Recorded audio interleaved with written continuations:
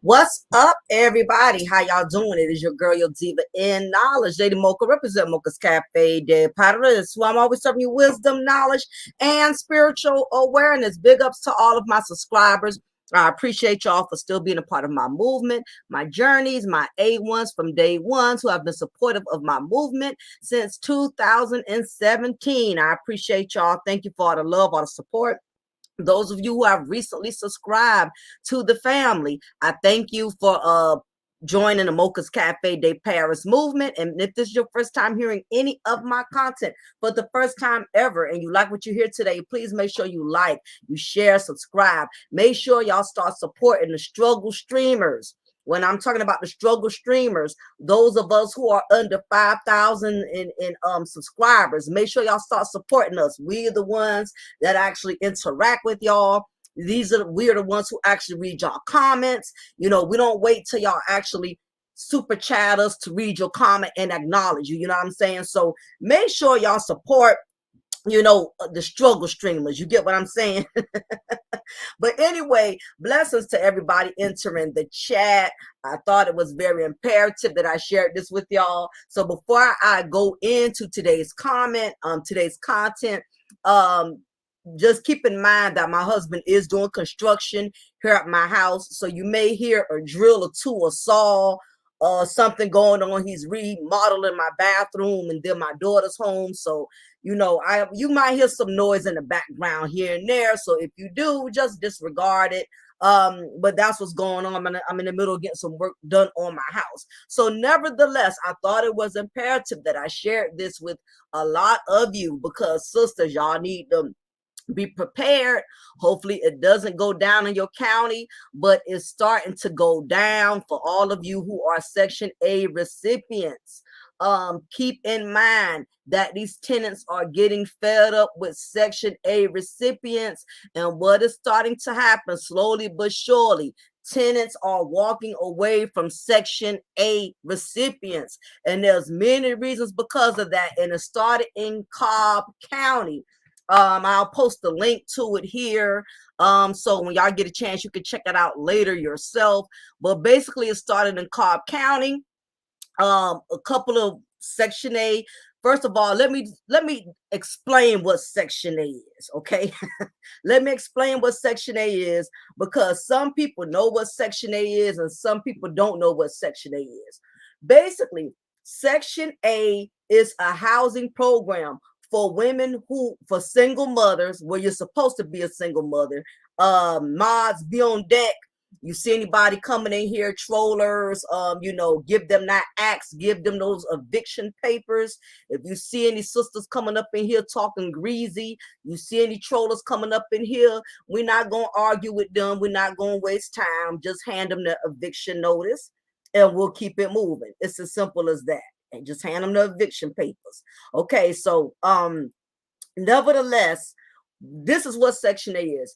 Section A is a program for single mothers who have children who cannot afford to go and actually pay for rent, who cannot afford to go pay for mortgage. So basically, the program is for single mothers that are in the struggle. Now, it has to be for single mothers who are in a certain income bracket status. In other words, they have to produce receipts that they cannot afford to pay rent, meaning that some of them have to prove that they don't have a job, which makes it even easier for them to get Section 8 housing, or they have to prove with their recent check stubs that they're not making enough money. If they are working, they have to produce receipts, meaning produce their paycheck stubs that they're only making $13 an hour or $12 an hour, and basically they cannot afford a place to stay for themselves and their multiple children. So what Section A does is it basically is a program for single mothers who are struggling, who are already getting food stamps, who are already getting child support, who basically don't have enough money to provide for themselves and their children. Now, we already know that, unfortunately, Section 8 is a blessing and it is also a curse, because there's a lot of these females that are taking advantage of the system, because all they have to do, of course, is get pregnant every year, find somebody to deposit some sperm in a womb, and all they got to do is go to Section 8 housing and say, hey, I'm pregnant with my 5th child, I'm gonna need a place to stay. And we know housing, food stamps, anything that has to do with the system, they don't ask these chicks no questions. They just let them come in on their 5th or 6th child and they let them apply for benefits. Okay, so a lot of these females are taking advantage of the system, but slowly but surely it is starting to come back and backfire. What a lot of sisters have to understand is Section 8 is basically government assistance is basically like a pimp. Okay, to break this down in a simple analogy, Section 8 is like your pimp, and Section 8 recipients are like prostitutes. All right, so follow me on this one, because I know if you don't let this marinate and if you don't understand the analogy, it will be very you're not going to be able to comprehend, or either you're going to get offensive by the analogy that I use. So basically, this is the way it works. When you have a pimp, your pimp, which is the system, food stamps, housing, whatever, your pimp, that is what the system is, ladies. The system is a pimp and you are the prostitute. Okay, so just like a pimp tells his prostitute, the pimp gives the prostitute's orders. The pimp will tell his prostitute what corner she can stand on. She has to report to her pimp how much money she makes. She has to report to her pimp if she wants to make a move, if she wants to relocate to a different corner, she has to notify her pimp. And that is the same way any female that's a welfare recipient, she has to notify her pimp, which is the system, that I want to move, I want to relocate, whatever it is. She cannot make decisions on her own. And this is what a lot of sisters are not understanding, and a lot of brothers as well, because they think a lot of these sisters get a free ride, these recipients, because let's face it, you also got white women. It's not just black women. You also got white women, Puerto Rican women, Mexican women, who are also having to answer to the pimp, which is the system. Okay, so basically, females who put themselves at will, and once you become a prostitute to the system, you basically have to do what that system tells you to do. Okay, any female that is getting welfare, food stamps, housing, they're not living their best life like you think. They have to answer.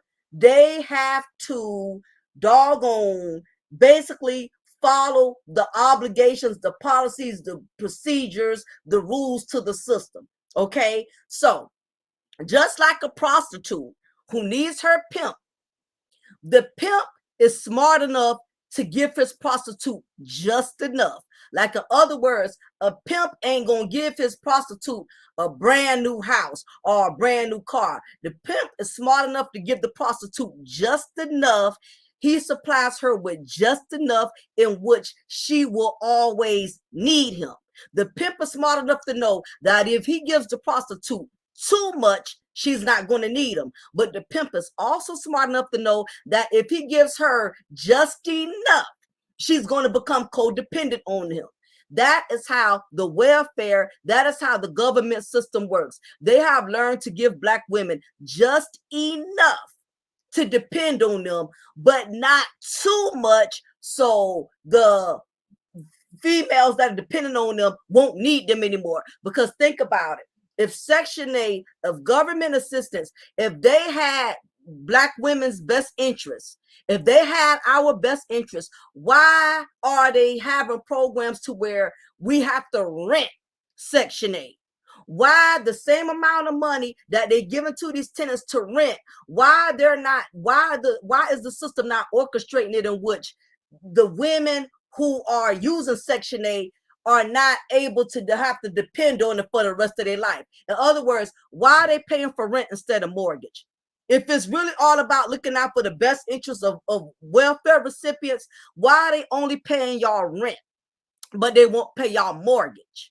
Because the way Section 8 works is they give these women what's called a voucher. All right. So they may give a woman, they may give a single mother, let's say they may give a single mother with 5 kids, they may give her an $800 voucher.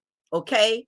She has that advantage with that Section 8 voucher. She can go actually get her a house, a home, meaning she can go move into the white people neighborhood. She can go move into the suburbs. She doesn't have to just restrict herself the subsidizing housing. Now, for a lot of you who don't understand, Section 8 and subsidizing housing is not the same thing. Low income housing and Section 8 is pretty much not the same thing. Subsidizing housing is the projects, okay? The projects, all right? Those are welfare recipients who are living off of low income housing. Section 8 gives women better choices, meaning that they don't have to resort to living in the projects, okay? They can take that voucher and they can go move into the nice white communities. They can go move into the nice suburbs, okay? So let's say if she meets a tenant whose rent is $1,000 a month, okay? She could take her $800 voucher. That is what the government gives her. She takes that $800 voucher and all she has to do is pay $200 out her pocket. That is all she has to pay, okay? So Section 8 has given a lot of these single mothers an advantage to have a decent life, to live in nicer neighborhoods where the crime rates are not as high, and it's better opportunities to where their children can go to better schools. Basically, they can live in a nicer neighborhood. That's basically how Section 8 is designed. But what has happened is, as the saying goes, you could take a broad out the hood, but you can't take the hood out the broad. Just like you could take a Negro out the street, but you can't take the street out the Negro. Meaning that even when you give these type of individuals better opportunities, better housing, a better future, the problem is the hood rat mentality never ceases. Okay? And what has happened is a lot of these tenants are catching on, and they're realizing that renting their properties out to females that are getting Section 8 is costing them more headaches and money than a little bit. According to MJ, Cobb County is prejudiced, and they probably want to keep poor people out since the baseball stadium is there now. See, and that may very well be true. This is the reason why, as women, depending on the system is a high risk decision. Because when it comes to depending on anything that's governmental, see, it's fun and games in the beginning because you're able to get the free housing, or you're able to pay $200 rent when you got people out here who really work and really busting their behind, got to pay 1,200 raw, no condom. You got people that got to pay 1,500 raw, no condom, while you have a lot of other females. Some of these females, not all single mothers, if it doesn't apply, you ain't got to reply. But the trifling ones that is not using the system as a stepping stone, but using it as a permanent home, these are the ones that are making it bad for a lot of the people who are really dependent on it. Now, I have more empathy for those on Section 8 that are elderly or they have a disability because they're not able to work. They are restricted because of their age or their disability. But for females that are able-bodied, okay, if you can go to City Trends every time you get your child support, if you can go to City Trends, if you can go to the seafood market and get you some garlic crabs and conch, if you can go to Rainbows, if you can go to the hair supply stores and buy you some new hair bundles, you are able to work. So I really don't have a whole lot of empathy for able-bodied individuals, especially if you got Pookie and Ray Ray, who you have staying with you in Section 8 housing. They drinking up all the kids' Capri Suns, eating up all the Debbie snacks. They eating good off of your kids' food stamps. They eating good shrimps, steaks, lobsters. They living their best life because you have a lot of these better males who love to live off of females like this because it gives them an advantage not to be a man. So let's not keep it twisted, because there are some dudes who also live off the system just like black women do. If they can find a black woman or a black female that's desperate enough to let them move in her Section 8 housing, and he ain't got to pay that raw rent, no condom. He don't have to pay that 1,200, 15. He could sit there and lay on her sofa and wear her sofa cushion and just press the buttons on the Netflix remote. You got a lot of these better males, they live in their best life also off of females who are in housing. But this is my point. Cobb County, basically, for those of you who have not been keeping up with the news, a lot of the females that are, and those who are disabled and elderly, because unfortunately the good have to suffer with the bad, unfortunately. And what has happened is tenants do not want to deal with the headaches of dealing with Section 8 recipients. So this is what's going on. I'm gonna read y'all a little article, and I'm gonna make it real quick because I know it can sound boring and redundant. Tenants say they're being kicked out of their apartments not because they aren't paying rent, but instead how they pay rent. CBS 46 investigation found source of income discrimination is widespread, just as the Metro's housing market explodes. Poor people are being pushed out of Cobb. That's how Susan Miller describes the past year facing housing insecurity. Everything Miller loved had to be packed into boxes, which sat behind her, including her late husband. So disrespectful, that I had to put him in a box and pack him away like he was nothing. The urn does not hold his ashes, but Miller's hope, or at least what remains of it, after Azure at Riverside Apartments posted a letter last year on her door. Basically, if you have the Section 8 voucher, we don't want it, she recalled. CBS obtained a copy of letter, which was a 60-day notice to leave. The grandmother says she roughly pays $700 a month for rent. And the letter suggests she didn't get the boot because of lack of payment. In other words, y'all, she didn't get put out because she wasn't paying her rent. Basically, they don't want her Section 8 voucher no more. They don't want it. Okay, so a lot of these sisters that are getting kicked out with Section 8 is not because they're doing something wrong, and it's not because they're not paying their rent. These tenants have become hip to the game that it's too much trouble, it's too much of a headache taking in families who have Section 8 vouchers. And we're gonna go into more of that later after I'm done reading this. Ultimately, mailer face homelessness, shuffling from hotels and friends' homes. It really does not feel. It really does feel illegal because too many people are going through this and they're losing their home. If you don't have a place to stay, then you're losing your job, your car. Some people are even losing their mind. The landlord, according to the letter, no longer wants Section A tenants. It reads on part, we are not participating in the renewal of any MHA lease, also known as Marietta Housing Authority leases, the local division of the Federal Housing Choice Voucher Program of Section A. About 10 minutes away from Miller, another mom with a similar struggle, Cynthia Johnson. It's not getting better, it's getting worse, she claimed. Johnson relies on Section A too, but after 65 calls, she couldn't find an area apartment for a similar rent rate and safe conditions. So basically what's going on in Cobb County, they are turning women down who have Section A vouchers. They're turning them away. So the mothers in Cobb County, which is in Atlanta, near Marietta in Georgia, y'all. These women are having a hard time. These Section A recipients, nobody wants their vouchers. Everywhere they've been trying to go and move, people are turning them down left and right.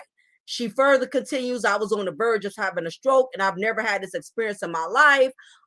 In the U.S., low-income families can seek government assistance. Y'all, this thing keeps popping ads up or whatever.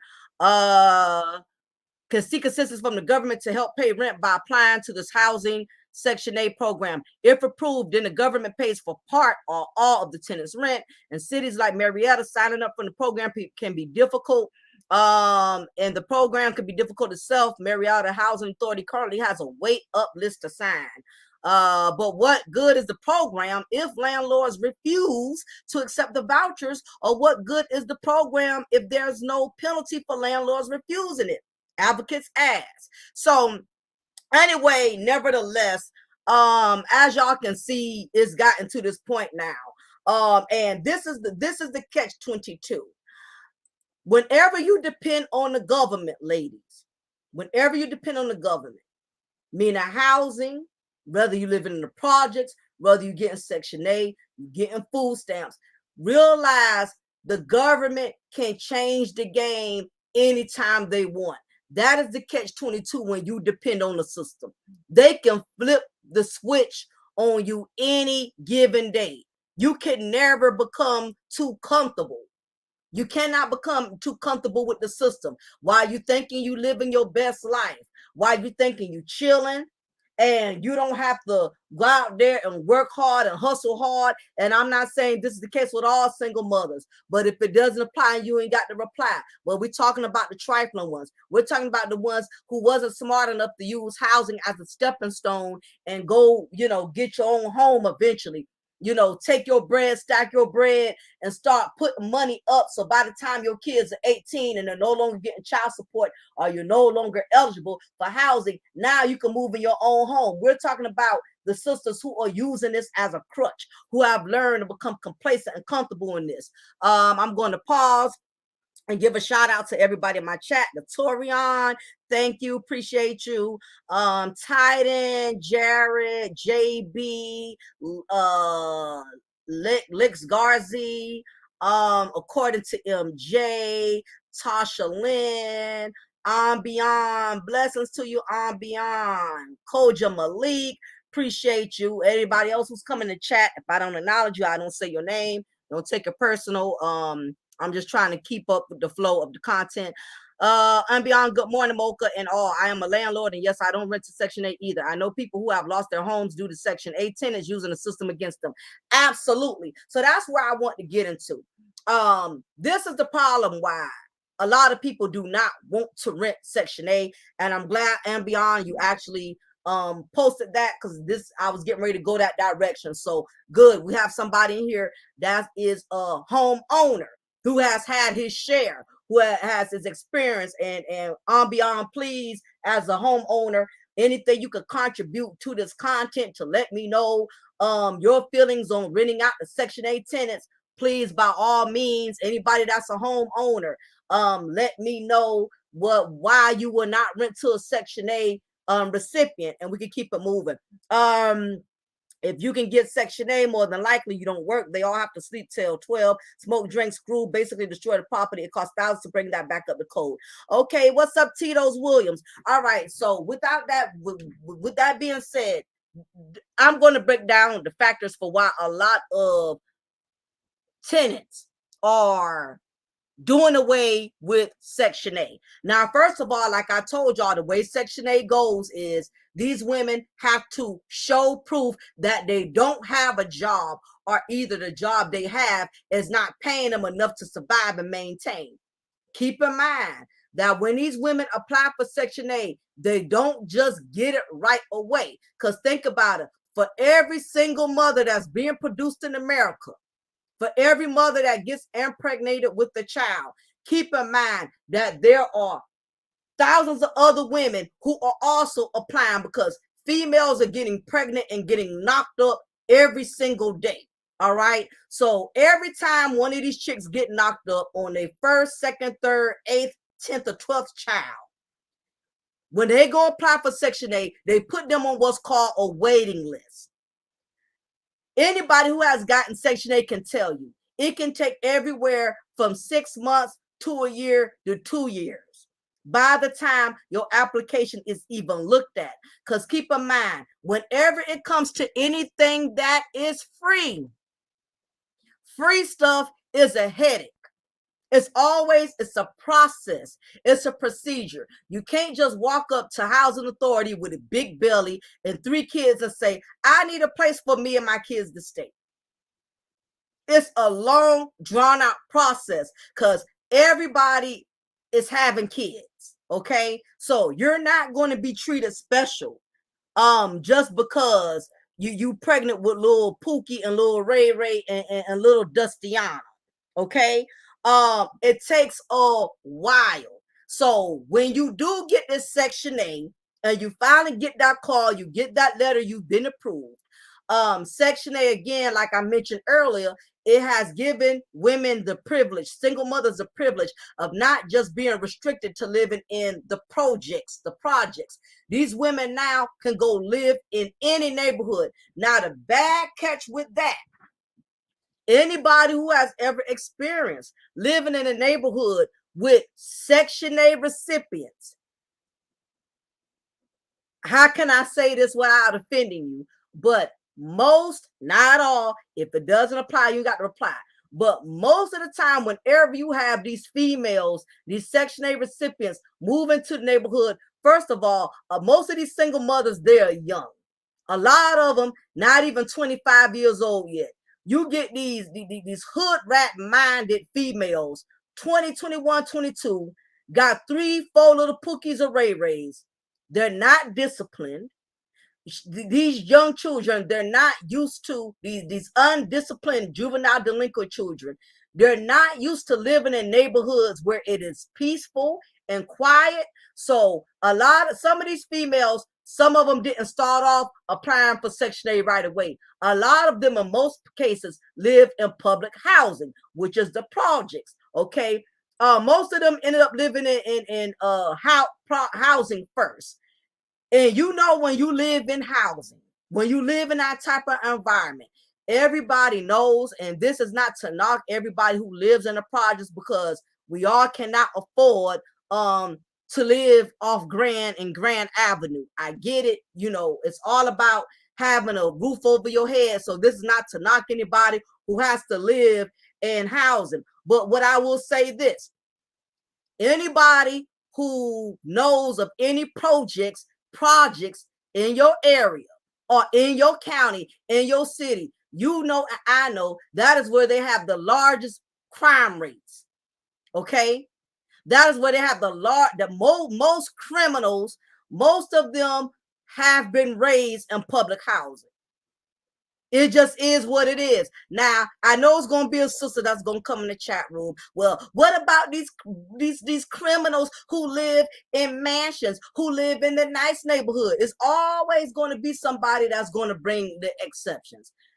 I get the exceptions. I'm not talking about the exceptions. We're talking about why a lot of tenants no longer want to rent to Section 8 individuals. So, ladies, let's stay on topic. I don't want to hear about the exceptions. We'll talk about the exceptions another day. But what I am talking about is we all know these housing, these low income housing areas, that is where they have the most crime rates. Okay. That is where most gangs activity, that is where a lot of single mothers, a lot of these women, not all, but most of them are not disciplining their children. Some of them work so much to the point they're never home, or either they are home and don't have a job and they're just not disciplining their children.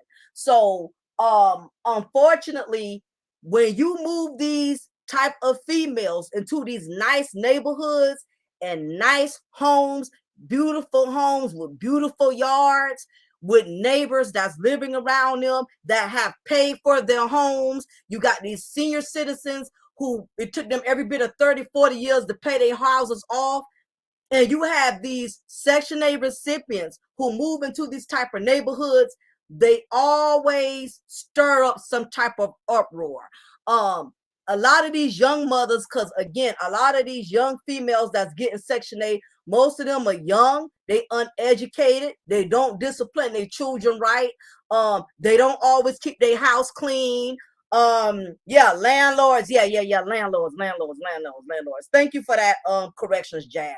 Yeah, these landlords, they're not comfortable with renting to these Section 8 recipients because a lot of these young females have that hood rat mentality. They let their children run all over the neighborhood because see, they're used to doing that in the projects. They let their kids stay out all time of night, 2, 3 in the morning. See, in the projects, to a certain degree, you can get away with that. But when, as a Section 8 recipient, you cannot bring that project mentality with you. What's up, AOA? You cannot bring that project mentality with you into these nice suburbs because, again, you got these neighbors who've been living in their suburbs for every bit of 20, 30 years. And I'm not gonna lie, I've been, me and my husband been a homeowner. I'll say we probably owned our house for 18 years. The house next door to me was rented out a couple of times before somebody actually bought it. It was rented out a couple of times to Section 8 recipients. And I'm going to be honest with you. Every time a Section 8 recipient moved next door to me, I got annoyed. And it's not to be disrespectful. Anytime a female move into my neighborhood with 5, 6 kids, I'm already annoyed.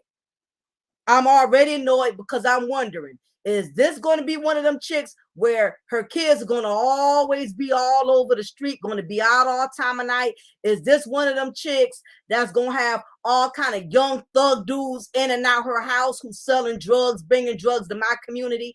I get very nervous, and I know it's not right for me to feel this way, and it may be very stereotypical of me, but from my experiences with Section 8 recipients living in my neighborhood, it's never been good.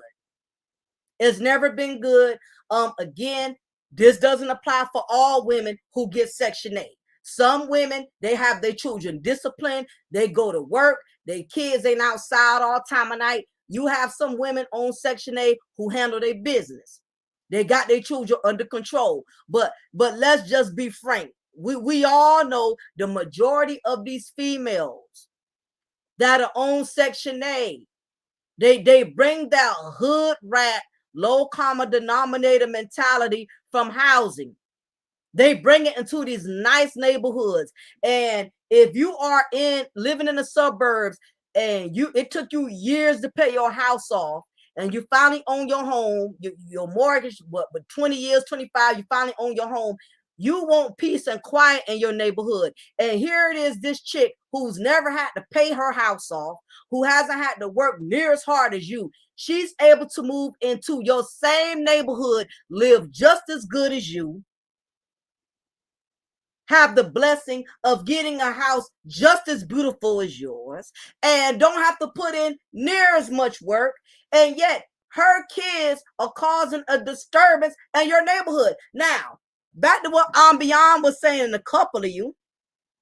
And if I'm not reading your comment, like I said, because we got a good bit of people in here, make sure y'all give the thumbs up, y'all. We got 34 people in the chat. Section 8 tenants will destroy the property and tell the judge that the landlord was negligent in repairing the property. They did this so that they don't have to pay the portion of the rent. Oh, let me tell you something. A lot of these Section 8 recipients, they know when to be conniving and malicious. Even the most uneducated, even the ones who are the most trifling, they know how to be smart and manipulate these judges. These Section 8 hood rats, these Section 8 low common denominators, these trifling ones that move into these nice neighborhoods and they let their children become little terror torrents, within the neighborhood, allowing their children to cause property damage to these beautiful homes, these beautiful houses. They have become so smart. Don't think these Section 8 recipients, don't think they don't know the law when they want to be malicious or when they want to get over. These are the ones who don't even have a GED. These are the ones who don't even have a college degree. They know how to play the game when it comes to getting over. What's up, I'm a vibe? They know how to play the game. These same hood rats that don't even have basic comprehension skills, that can't even read a third grade book, they know how to talk real intelligent and intellectual when it comes to those judges. They know how to go behind your back as a landlord and lie and say that you ain't been fixing this, you ain't been fixing that. They know how to play the game when they want to get over and they want to manipulate. Beyond, I have a tenant who is a single mother and has been renting for me for several years. I must admit, the tenant I had before her was a woman who didn't clean the house and was with a married man. And you know what? Keep in mind, there's a reason why a lot of these females that are receiving Section 8, the reason a lot of them are doing this, because for one, the reason why they have no respect for your property, they don't discipline their children to respect your property. First of all, anytime something is given to someone and they didn't have to work for it, keep in mind that the appreciation for it, they're not really going to value you as a landlord for giving them the privilege to stay in a nice, beautiful home. Because anytime you have to work for something, you put your blood, you put your sweat, you put your tears, you learn to value and appreciate it. You're going to do everything you can not to jeopardize your blessing, because you're going to remember all of what you have had to go through to get it. Okay, me being a homeowner, this house was not given to us. This came from years of my husband having to work, having to put money up. It wasn't given to us. We didn't get a voucher that said, okay, here's an $800 voucher. What's up, Rayology? Go ahead and you can pick you out any house in the neighborhood. A lot of these females, the reason why they don't have a problem with losing that, putting themselves in a position in which they lose their Section 8 and their kids destroy the landlord's properties, is because they didn't have to work for it. And anytime, it's no different than having a teenager. If you give a teenager a car, they ain't gonna have a problem wrecking that car, speeding with that car. They're not going to care because they didn't pay for it. But when you actually make your teenager go out and work and save up to get that car, they'll appreciate it a lot more. So that is one of the biggest problems, is that a lot of these females have just been given the luxury of housing, and that's why they don't appreciate it. The other issue is you have a lot of these women, they don't discipline their children. They don't discipline their children. What's up, Kayla? They do not appreciate, they do not discipline their children. They allow their children to run wild. They allow their children to damage the inside of these homes. Because the truth is, a lot of these women, they don't discipline their children. The truth is, just because a woman has a lot of children, it does not make her a mother. A lot of women have learned to have children as a survival toolkit. They have multiple children from multiple men because they know as long as they have children, their children are their meal ticket. Their children are going to is what's going to help them to get food on their table. Their children is what's going to help them to get child support. Their children is what's going to keep them eligible for housing. A lot of women are not having children because they love having kids, because they really want to be a mother. A lot of women are having children because it's all about survival. And the thing about it is, that's not a good look. It's not a good reason. But a lot of these low common denominator minded females, they have learned the government is going to give them whatever they need as long as they have multiple children to show for it. Because the system doesn't ask any of these women questions. When they go and visit their caseworker, these women, the caseworkers don't ask them questions. They don't ask them, okay, why are you on your 5th child when you are already struggling taking care of the 4 you have? Why are you on your 5th child when you already ain't getting child support from the 3-4 baby daddies? The system is not designed to make these women be held accountable for their action. All the system does is just supply these women with housing, with food and food stamps, whatever. They don't ask any question. So that gives them an advantage in being able to keep producing children so they can keep receiving income and receiving benefits. A lot of them are psychologically damaged, need therapy. Their children are the ones that may have to protect yourself from in the near future. I agree with that. And this is the reason why a lot of Section 8 landlords, they have thrown in their towels with these tenants, with these Section 8 tenants, because it's costing them more peace of mind to know that their properties are being taken care of, to know that their children are not destroying and causing any damages to their household. It's too much of a headache. And this is the reason why, what's up, Shaman of Truth? That's the reason why a lot of even apartment complexes, they're not dealing with Section 8 anymore. A lot of these sisters, y'all are not doing anything that's making people feel comfortable with your property. Now, with renting their property to you. Now, not only do these females have an issue with their children being undisciplined, the other point of the matter is a lot of Section 8 females are moving these better males into their home. They're moving men into their home. And really, Section 8 is supposed to be for single mothers that are struggling. A lot of these sisters, they're moving in these better males.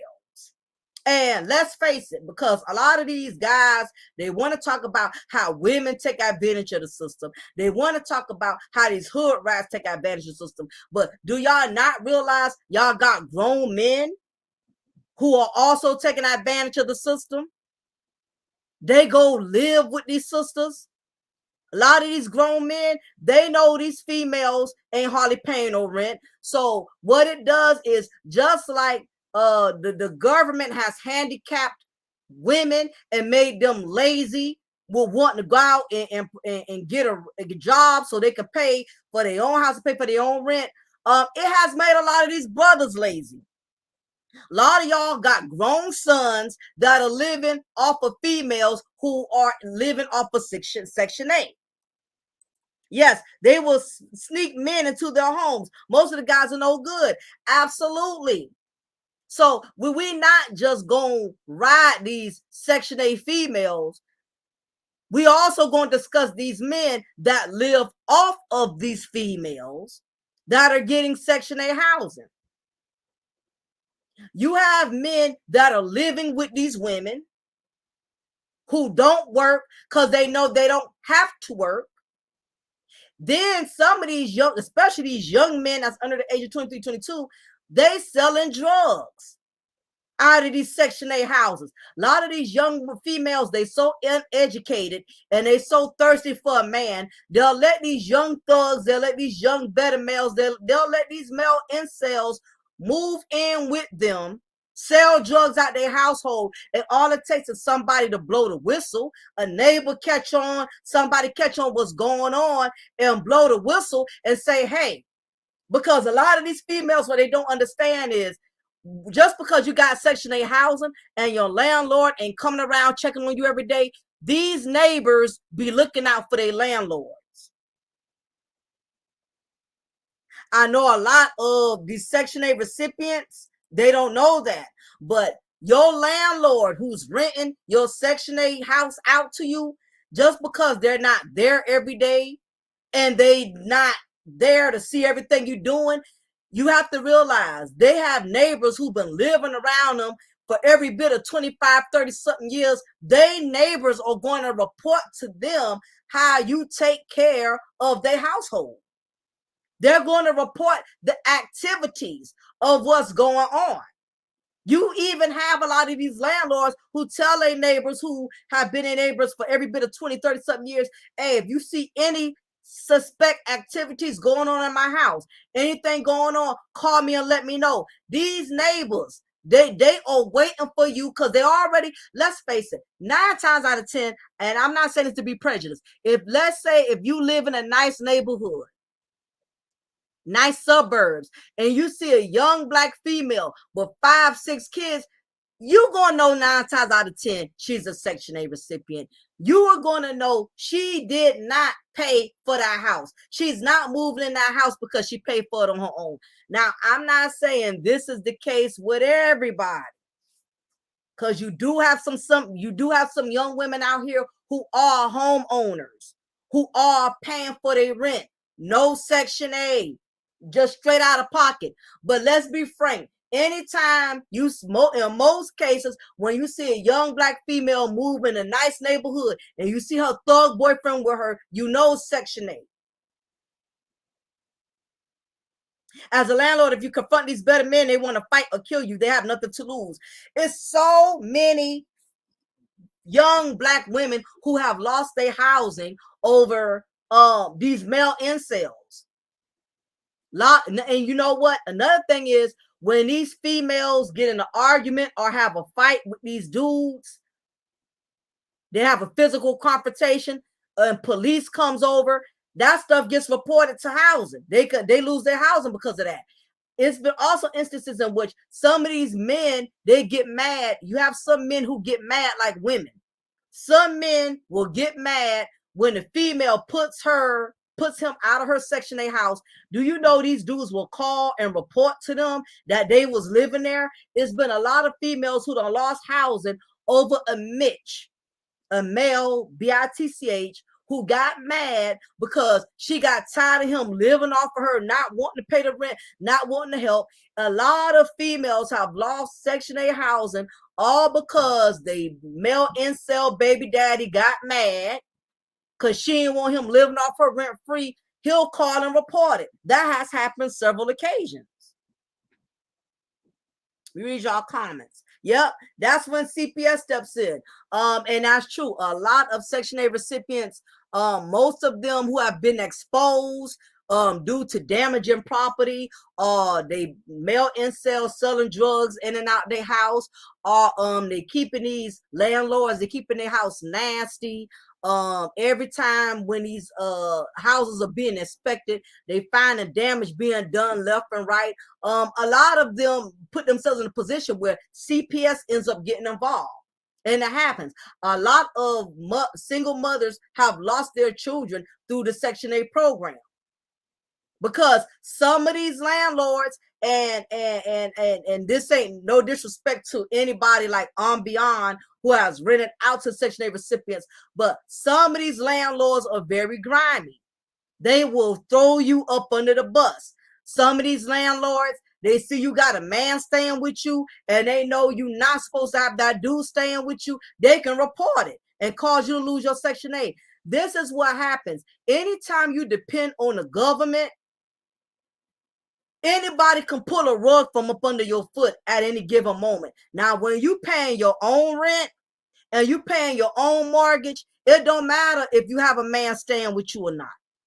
People can report it all day. It's not going to affect anything. It doesn't matter if people don't want you in their neighborhood. If you paying rent raw or you paying mortgage raw, unless you really doing something outlandish, and even then, no one has the power to move you out of your house. This is why women have to be careful depending on the system. Why you think you're getting over and you think you're getting by easy. You never know when the rules are going to change on you. Just like the rules have changed on these females that's living in Cobb County. Out the blue, they getting letters being told that they Section 8 is no longer accepted. Their Section 8 voucher is no longer going to be accepted. Now they got to uproot their kids and find somewhere to stay. Now in Cobb County, from what I know thus far, is the only county that's doing this. But even in my county, where I live at, we have a project housing area known as Yamacraw Village. Now Yamacraw Village is a low income housing subsidizing area. It has been there for years. A matter of fact, you have had generations of low-income families, meaning the great-grandmama depending on low-income housing. Now, the grandmama, she depending on low-income housing. Now, the mother. It's in some of these instances, in these low-income housings, you don't have like 5 or 6 generations. No one has broken or attempted to break the generational curse of having to depend on the system. I know women right now, their mama lived off of Section 8 in housing. Their grandmama lived off of Section 8 housing. Their great-grandmama lived off of Section 8 housing. Their great-great-great-grandmama lived off of Section 8 housing. Now their daughters living off of Section 8 housing or low-income housing. Now their granddaughters are living off of Section 8 housing. Now their great-granddaughter. It keeps going on and on and on and on. We have produced a lot of us, some of us as Black women, we have produced that stagnant mindset of not wanting to do better, not wanting to have better. And read some of y'all comments. Some of the family members and friends will report to her to Section 8 if she pisses them off. You ain't lied about that, T, the life coach. That's very true. This is the catch-22. When you depend on the system, you give the system power to kick you out, remove you anytime they feel like it. That's why there's no such thing as getting over when it comes to living off the system. You're not getting by, you're not getting over, you're not getting off. You're not, it's not an easy it's not an easy alternative, because the government could change the rules anytime they want, ladies. That's the dangerous part of depending on the system. These jokers become like a pimp. Like your pimp, the pimp has the right to tell his prostitute, I don't want you working on the street corner no more. I want you to stand on this street corner. And guess what? Because as the prostitute, you are dependent on that pimp. You don't get to tell your pimp what street corner you want to stand on. If your pimp tell you you going to stand over here, guess what? If you want that pimp to keep providing for you, that pimp to keep supplying, you going to move to that. You going to walk your behind to that other street corner. And you going to stand there for hours and tell somebody, buy some booty from you. That's the same thing, the system. A lot of these women, you don't tell the system what to do. So for some of y'all to be screaming, I'm independent, I don't need I'm independent, I got my own house, I don't need no man, this and that. The system is your man. The system is your pimp. The system tells you what you can and can't do. Your pimp tells you you can't have other men staying with you. I'm the only man you can have that has authority over you. The system is your man. The system is your authority. The system tells you what to do. The system runs your life. While we're as Black women thinking we're living our best life off of the system because we get to pay $10 rent or less.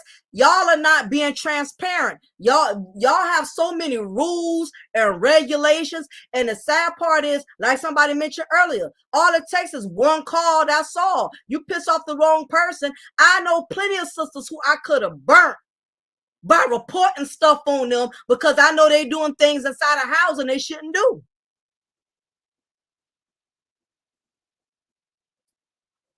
Why you think you living your best life?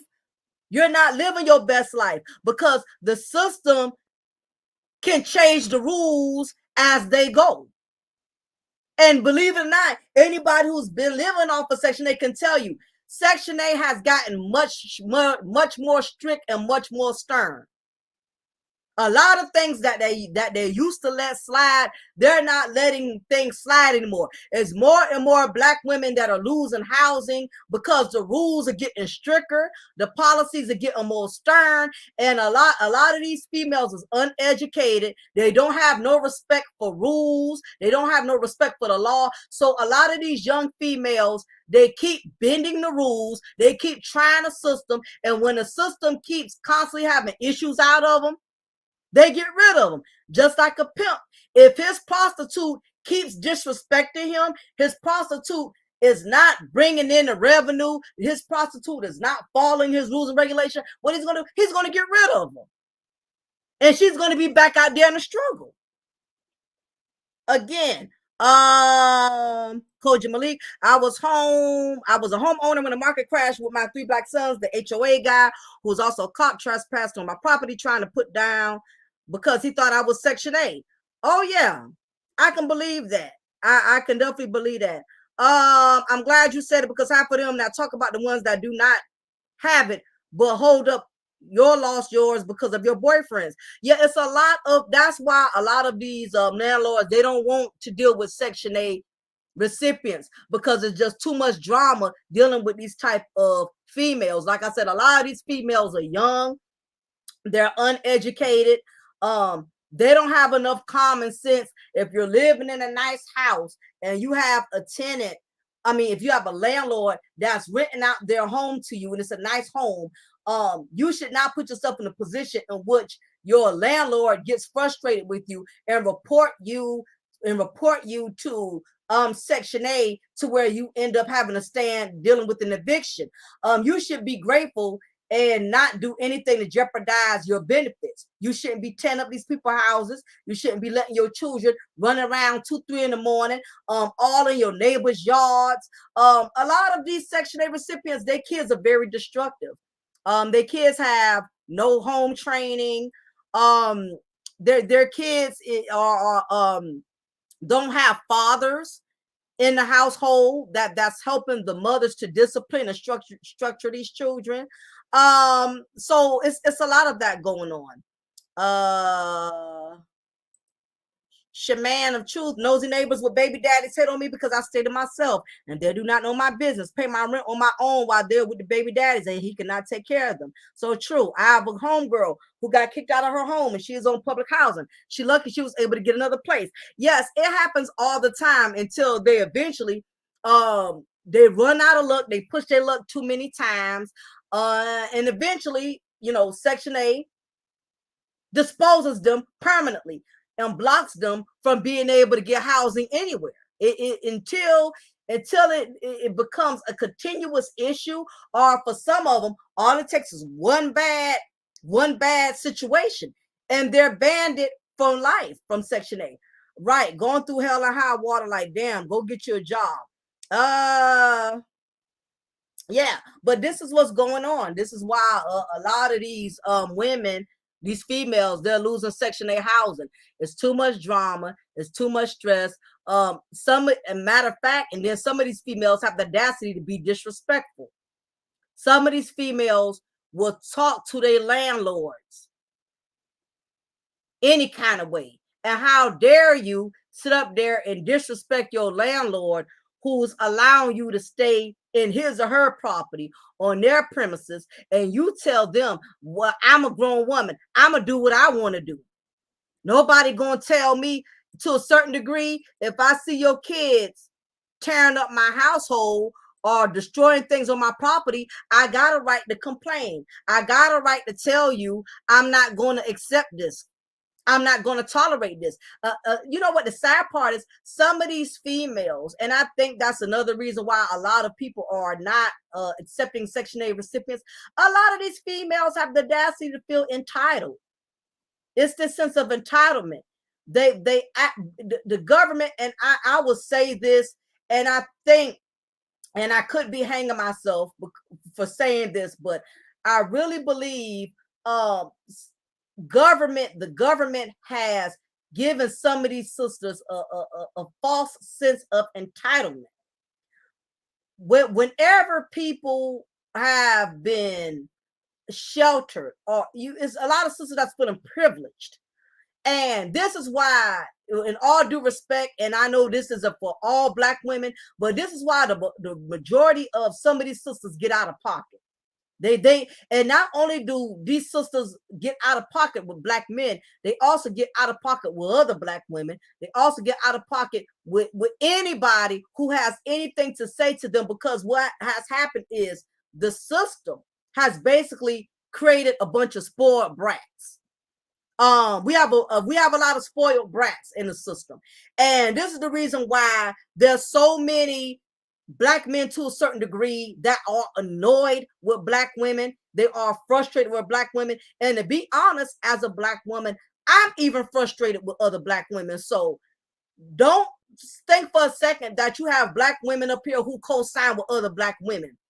Truth is, you have a lot of Black women out here who also feel the same way that Black women do when it comes to some of these trifling sisters, who really think that they are old and think that they are well deserved. And the system has programmed a lot of these type of females into believing that they are entitled. So whenever you come at them about something or you have an opinion, they automatically get this defense mechanism where they don't have to hear it, because the reason why some of these sisters don't feel like they got to explain themselves is because the system has programmed them into believing they don't have to explain themselves. They don't have to. Think about it. I can be on my 5th, 6th baby daddy. I ain't got to explain what I'm doing wrong. The system has designed it to where a lot of these sisters don't have to take accountability.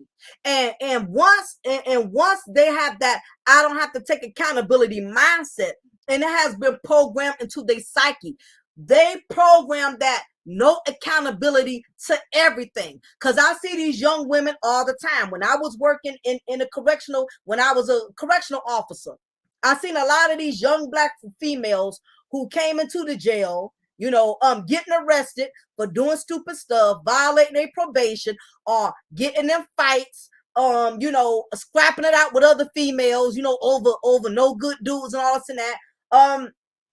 You can't reach, you cannot reach these women. Even as a Black woman, I cannot reach other young Black women. A lot of these sisters think they know, a lot of these young Black females think they know more than older women who have been there, who have done that, who can possibly educate them, who can possibly teach them, who can possibly protect them from not making the same mistakes they made. You have some of these 20, 21-year-old, 19, 15, they think they know more than older women because they feel like they got 4, 5 baby daddies, they know more than you.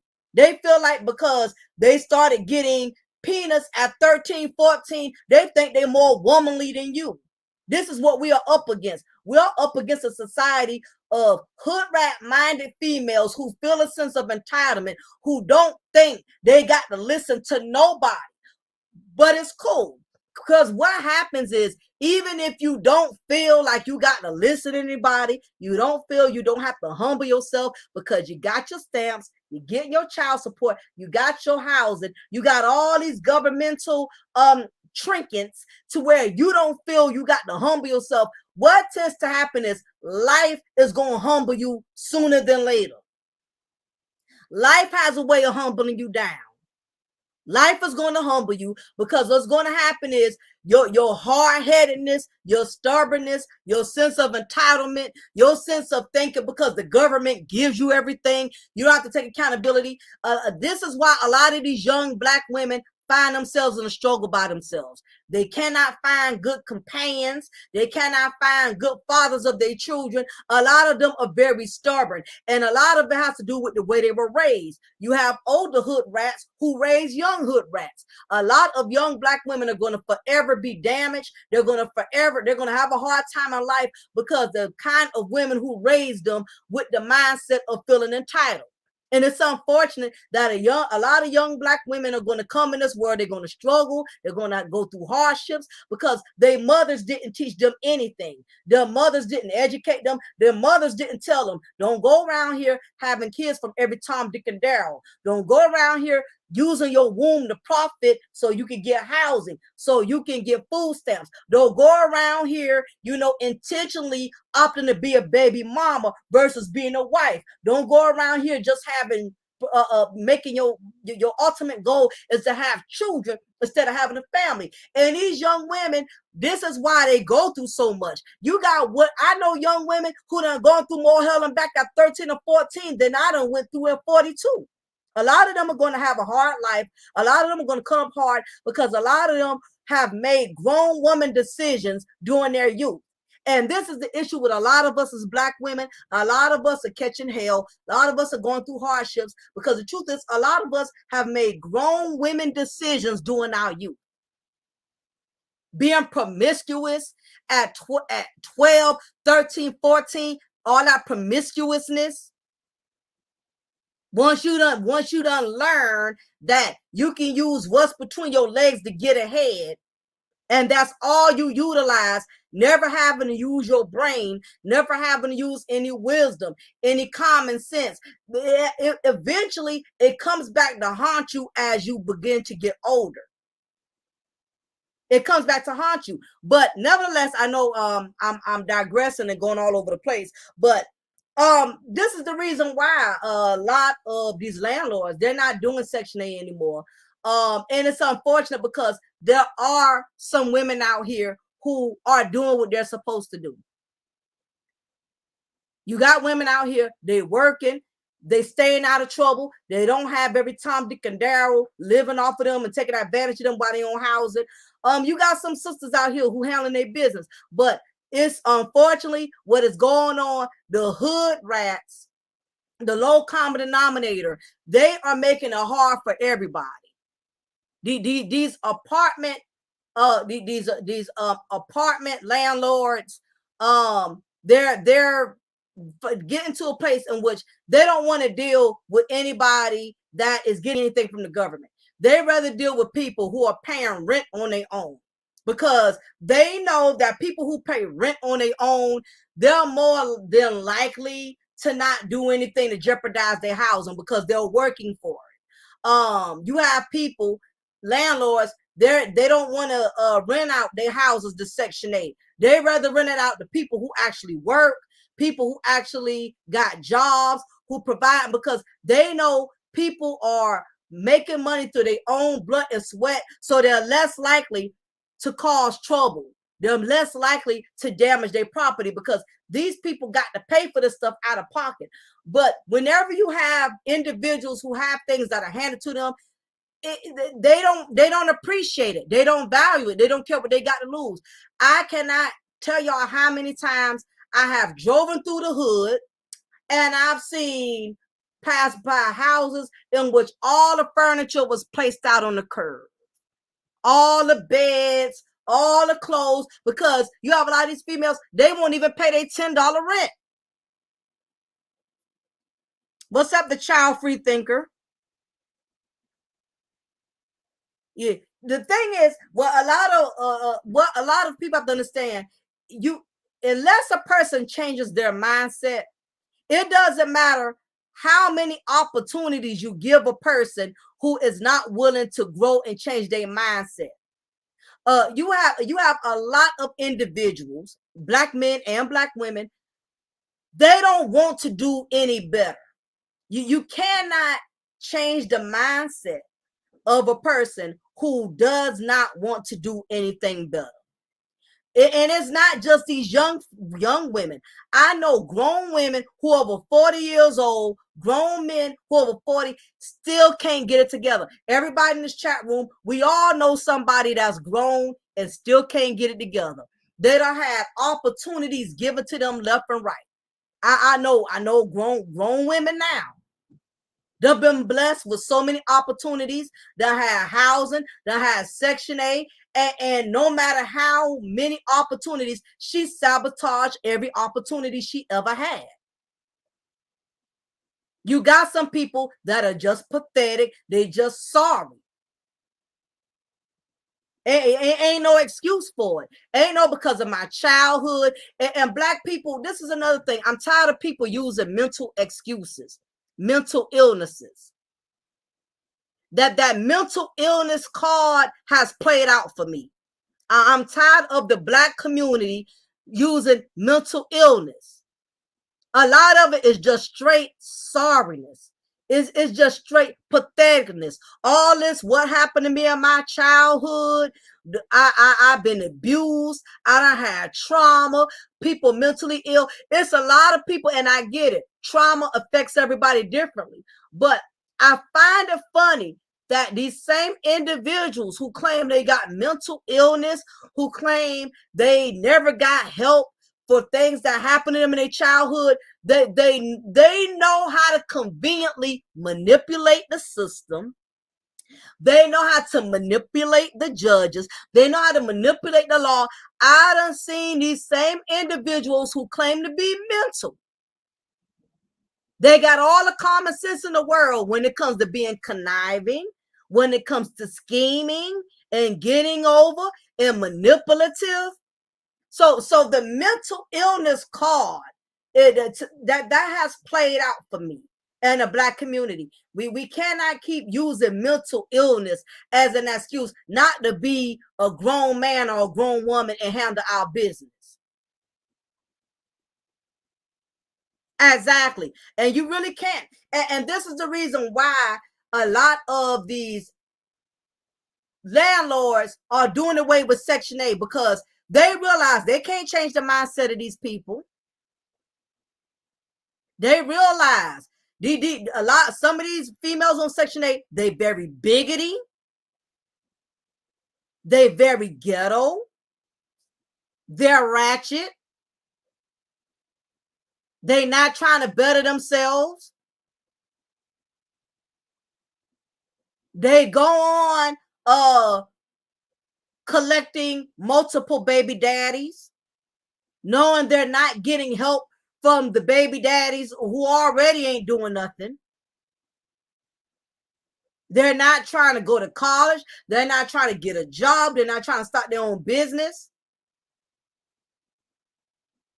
And this is why they don't have a problem with being a nuisance on society. And that is the very reason why a lot of landlords, and I don't blame them, a lot of these apartment owners, they're doing away with Section 8. So this situation that's going on in Cobb County, I won't be surprised if it starts spreading. The apartment complex of the low-income housing area that I told you about in my county, Yamacraw Village, which has been in my area, in my county for every bit of 30, 40 something years. They're getting ready to tear it down and demolish it. We have a college here called SCAD University, Savannah College Arts and Designs. They have been buying up a lot of property. And now they're getting ready to, I don't know how true it is, but rumor has it, the fact that I do know is all of the females that are living in Yamacraw Village, they have already received notices stating that they need to prepare to move because they are going to demolish those buildings. And the thing about it is a lot of these females, they are scared. They are fearful because this is the thing. When you make yourself become so dependable on something, and when the rules just change up on you, it can become very scary. It can become very scary. When, let's say you've been staying somewhere for 30, 40 years, that's all you know. And you get a notice today, you're gonna have to move by next week. That's a culture shock. A lot of these females been dependent on the system so long that when the system flips the switch on them and gives them a notice in their mailbox, because see, that's the system. The system don't have to get your opinion, ladies. That's the dangerous part about depending on the system. They don't care about your feelings. And truth be told, the system don't even care about these children. They don't care about you. They don't care about your kids. They will put a note in your mailbox and tell you you're going to have to move by such and such date. They don't care how it's going to inconvenience you. Now you got to re-register your kids at another school. Now you're going to have to take some days off on your job so you can start moving your items. The system don't have y'all best interest like y'all think.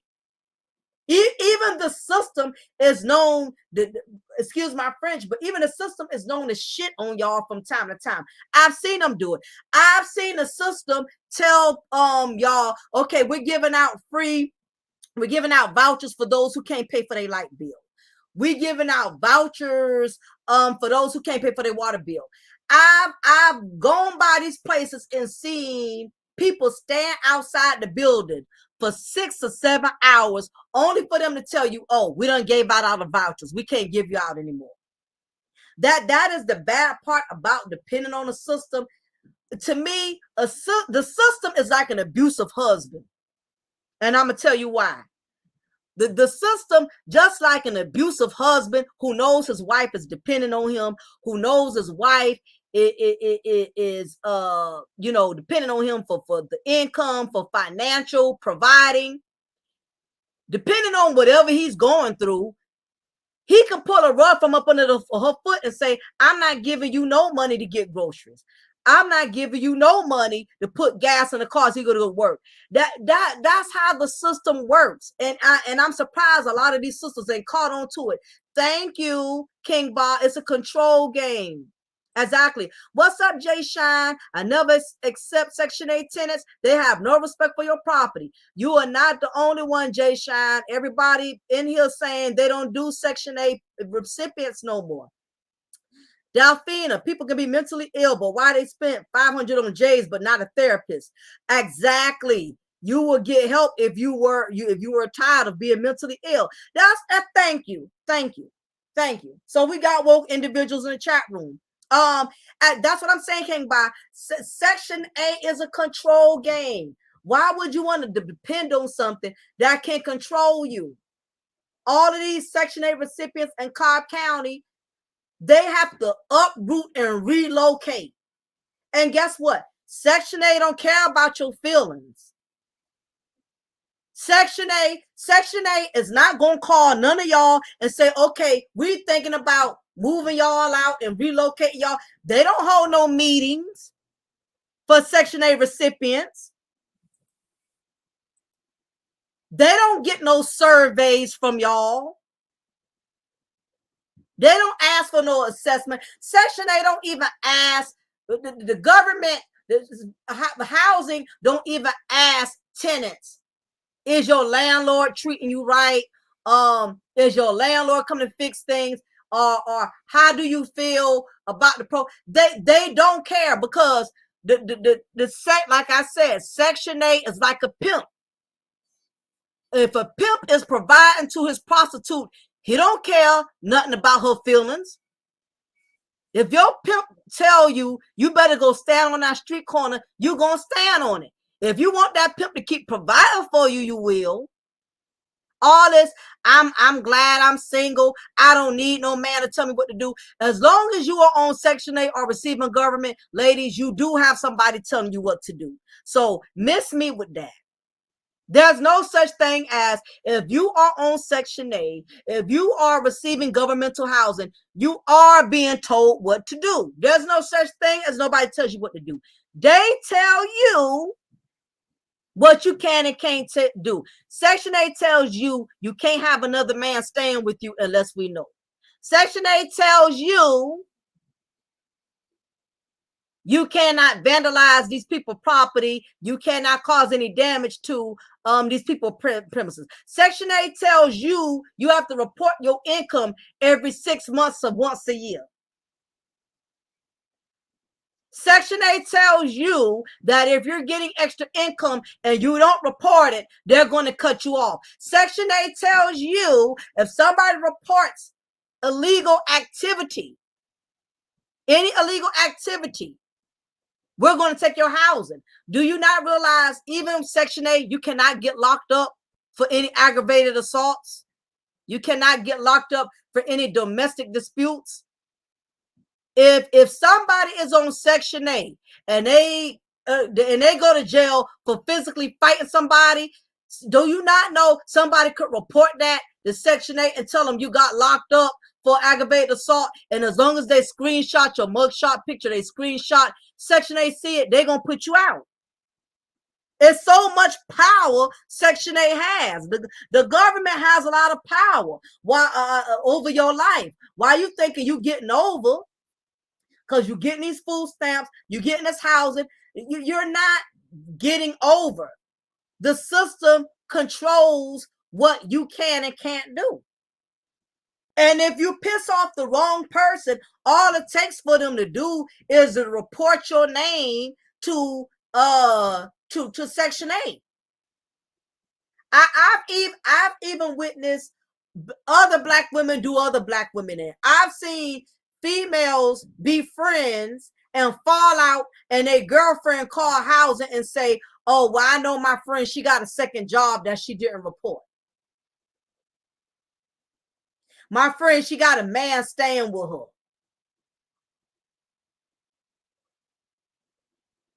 All of these things, that's what I'm saying. It's as the saying goes, there's nothing for free. Nothing is for free. Ain't nothing free. It's going to always come with a cost.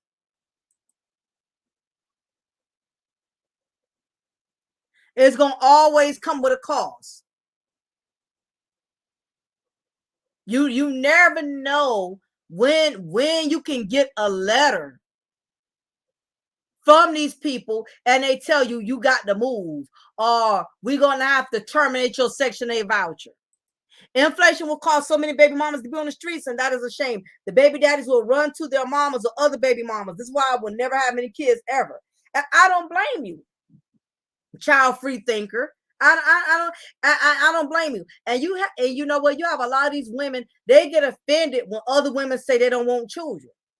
They get offended because you do have enough. You do have some sisters out here that got enough sense to say, you know what? I'm not even about to put myself in that situation. I don't care how many food stamps. I don't care how much child support.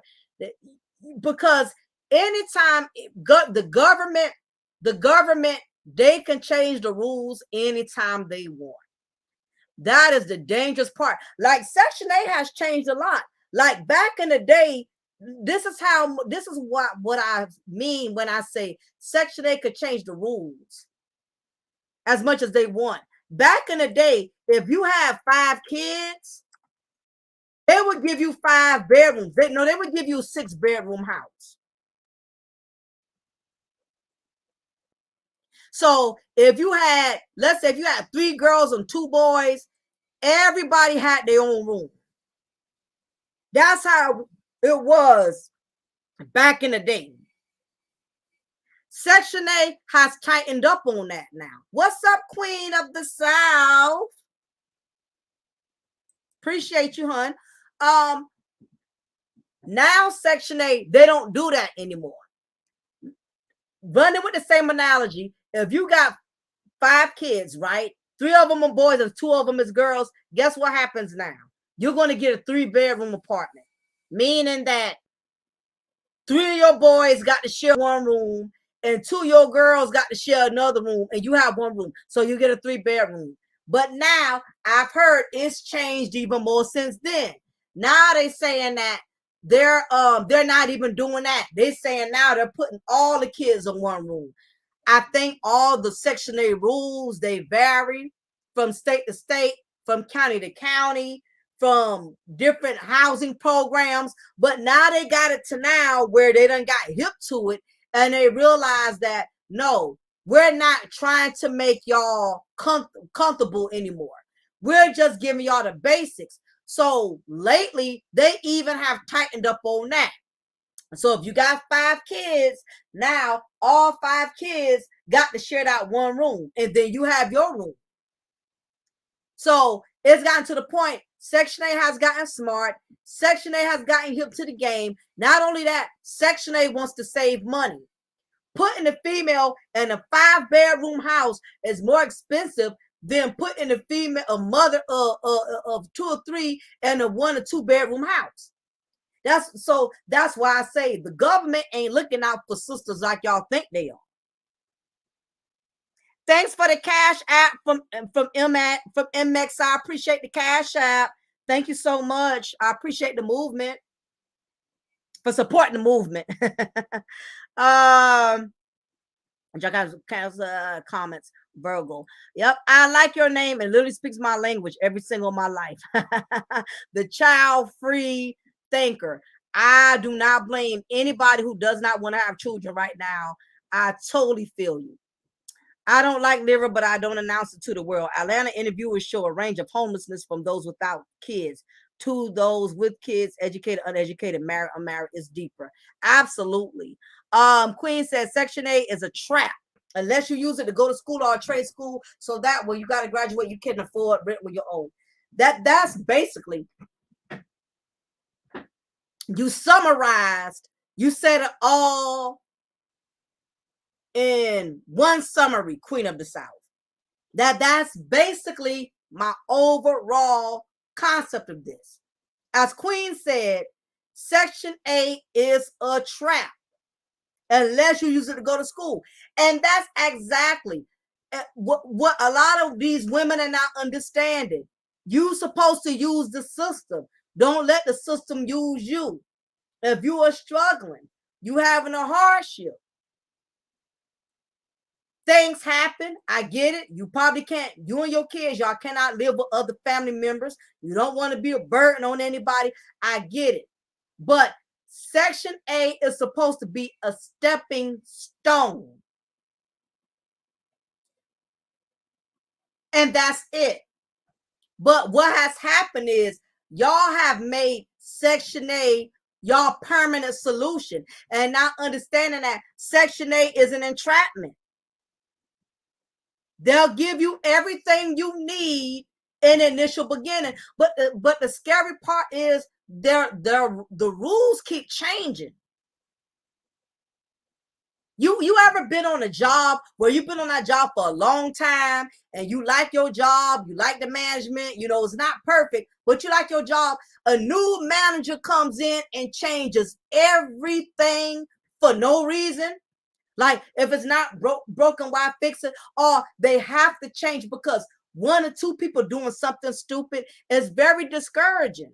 And see, a lot of I be watching these. I watch these these shows where Black women are coming on the news explaining their frustration about Section 8.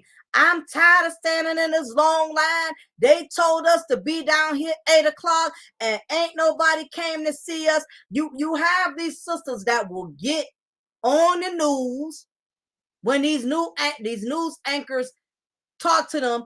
They're the ones screaming, bitching, complaining, yelling to the top of the lung, to their lungs, how housing don't treat them right, how housing just gonna put me and my kids on the street. Whenever you depend, let me tell y'all something. Whenever you depend on something, you don't get to pick and choose and dictate how that person treats you, ladies. No different than a no good ass man who you depending on for everything. You don't get to choose how people treat you when you have to depend on them. All of us have seen it. If we ain't seen it once, we've seen it several times. Who are the ones that's going on the news complaining about Section 8? Black women. Who are the ones that are on camera complaining to these white folks? complaining to the news. Who are the ones doing it? It's the ones that are depending on it. Duh.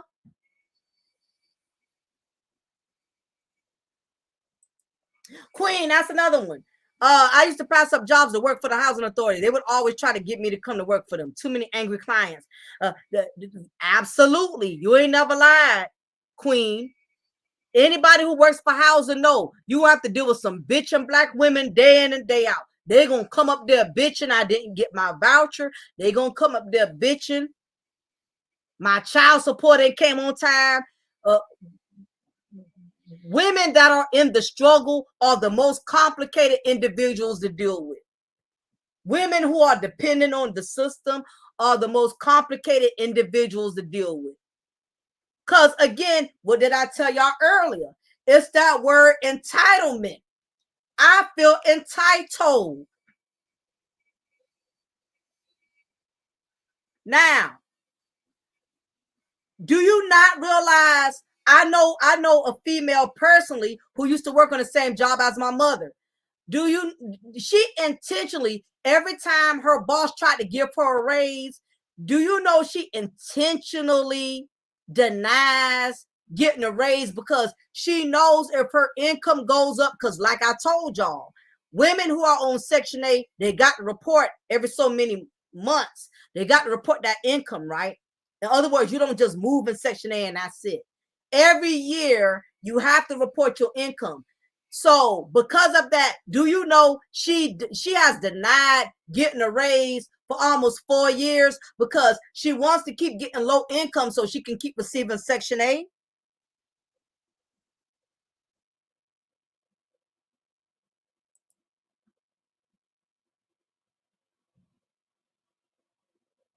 Yeah, and I'm going to speak on this. Culture says white people living in suburbs, all on Medicaid and services, but we black people only discuss Keisha.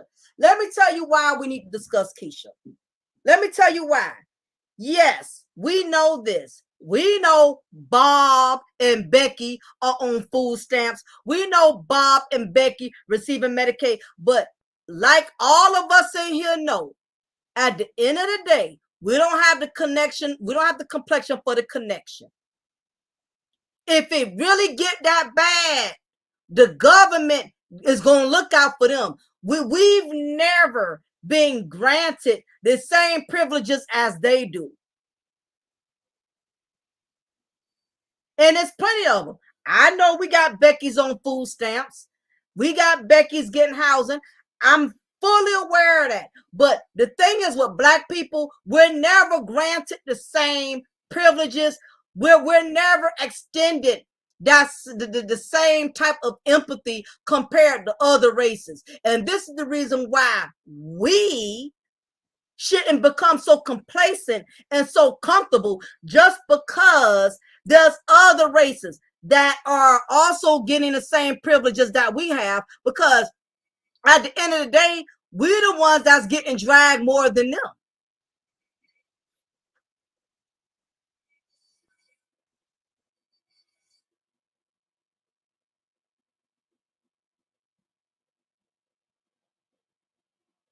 So the thing about it is, there's going to always be other people, but that are also getting benefits, but we're the ones who they tend to penalize the most.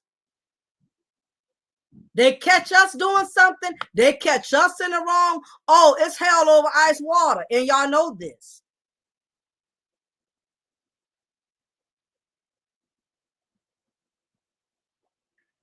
Exactly. And my thing is this.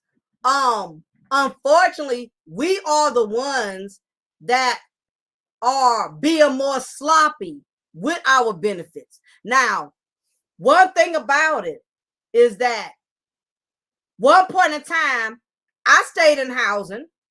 I stayed in housing for 2 years. No, I stayed in housing, I think, for like a year and a half to get on my feet. But I knew, based on my mindset, I didn't want to live in that type of environment for the rest of my life, even though my rent was only $10 because I was going in college at the time. I was in college. I was getting my associate's degree. But what I did do was I used it to my advantage. I didn't get 3, 4 more kids on top of the one child I got. Okay? I did not just stay there and not have a plan and not have a goal. So there's nothing wrong. This is what I'm trying to make people understand. There's nothing wrong with the system, but it's how you use it. If you become too complacent and you lay there and you don't try to step outside or not dependent on the system, now you put yourself in hostage to the system. When I was there, I kept to myself. I didn't have a Pookie and a Ray Ray with me at the time. I didn't have none of that. I didn't converse. I didn't hang with none of those bras out there. I kept to myself because I knew I had a goal. Once I graduated and got my associates, I moved up out of there. I didn't want to make that my permanent place of residence. And it's and we know it's always white, like I said, we know white people, they do all kind of stuff, but they never penalize them the same way they penalize us. Never. They always get the slap on the wrist. We don't get the slap on the wrist. And the thing about it, if Black people learn to be more concerned about what they can face versus what other races are facing, the less likely we are to make those same mistakes. Me personally, I don't worry about how Becky gets over. I don't worry about how Luciana gets over.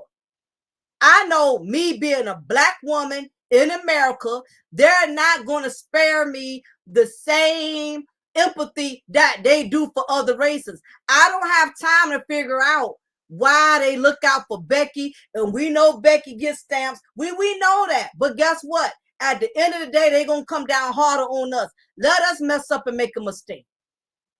Let us get caught selling drugs out of housing. Let our kids get caught spray painting on property. We're not going to get a warning. They're going to thaw us out on our heads quicker than a bowl of grits. And y'all know it.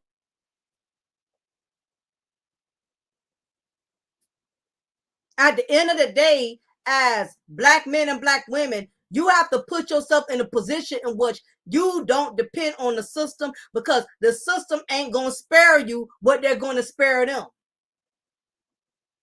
And also, devil's advocate. The truth is, a lot of us are not disciplining our children. Most females have lost their housing because of their children. Your children being unruly. Your children being bullies in the projects. Getting into trouble. Some of us, we just straight up, we don't handle our business. We don't handle our business at all. We don't handle our business. And this is what causes us to have to pay our penalties. Our penalties are heavier than other races. Delphina say, white kids smash mailboxes in Indiana, but they don't shoot nobody. The crime only really happens in the trailer park. Absolutely. And this is another part. We want to pull out that race card every time to vindicate our points. We want to pull out that race card to make an exception that Black people, we ain't the only ones, but you got to look at the majority. You got to look at the statistics. Yes, you got white kids smashing mailboxes, they're spray painting, but it's more Black kids. It's y'all Black sons living in housing that's going around shooting. I can't even tell y'all this project complex that's a couple of miles from me. We have had every bit of almost doggone 15 to 20 shootings and not one low-income housing, and it has all been Black males. Young black males. We know it's several people. We know it's other races getting stamps, getting housing, but who are the ones that's committing the majority of high felony offense crimes? Is it the little is it Tyler, or is it Keyshawn that's going around doing all the shooting and the murder and the killing?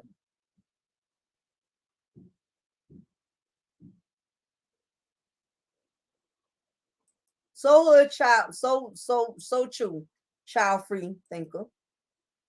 Who in governmental housing? Since we want to stay on, since we want to play the white card, since we want to play the white card, since we want to play the white card, who is murdering other black men in these low income housing? Is it Tyler, or is it Keyshawn that's killing Pookie?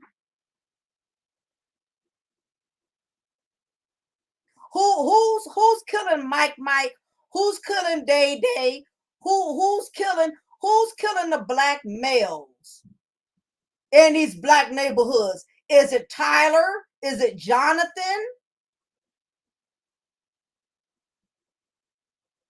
Is it Brandon? Is it Peter? Keyshawn. That's what we know. Y'all black sons are murdering other black sons. And the housing project known as Fred Wessel, Fraser Homes up the street, every shooting that has occurred, it has been another black male shooting another black male. This is why you have these landlords who don't want to take in black women with black sons.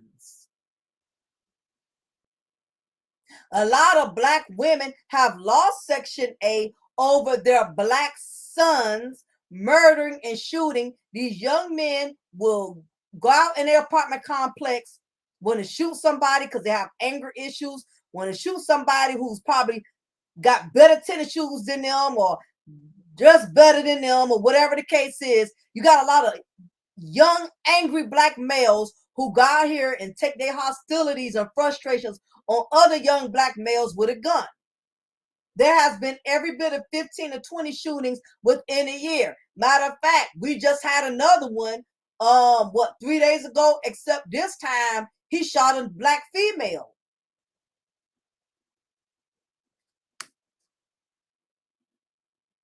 Is Lil Ray Ray.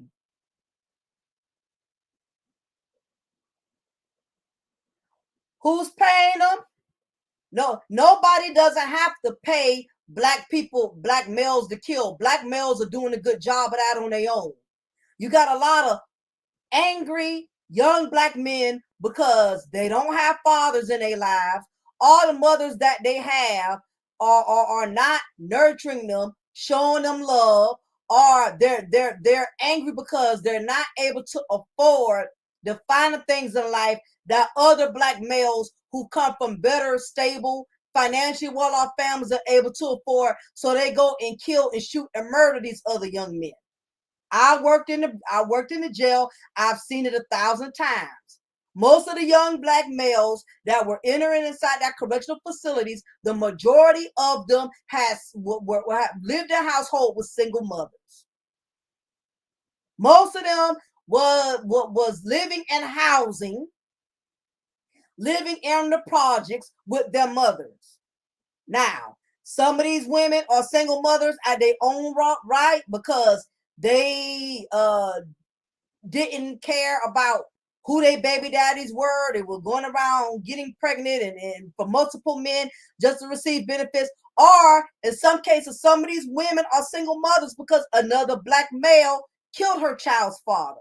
A lot of black women are single mothers also, not because they're not simply just on the merit that they're irresponsible and they want food stamps and they want Section A. You got a lot of young black men that are killing other young black men that are fathers.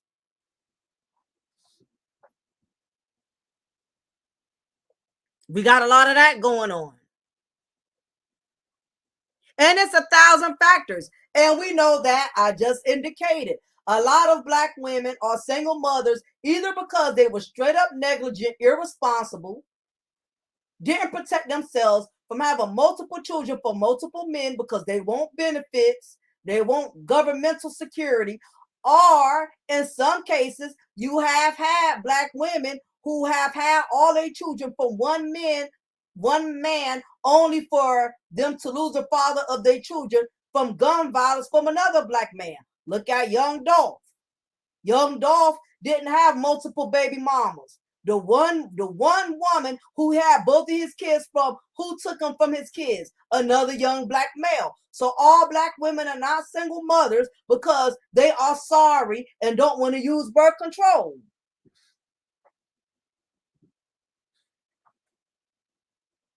But yes, most single Black women are single mothers because they chose to be.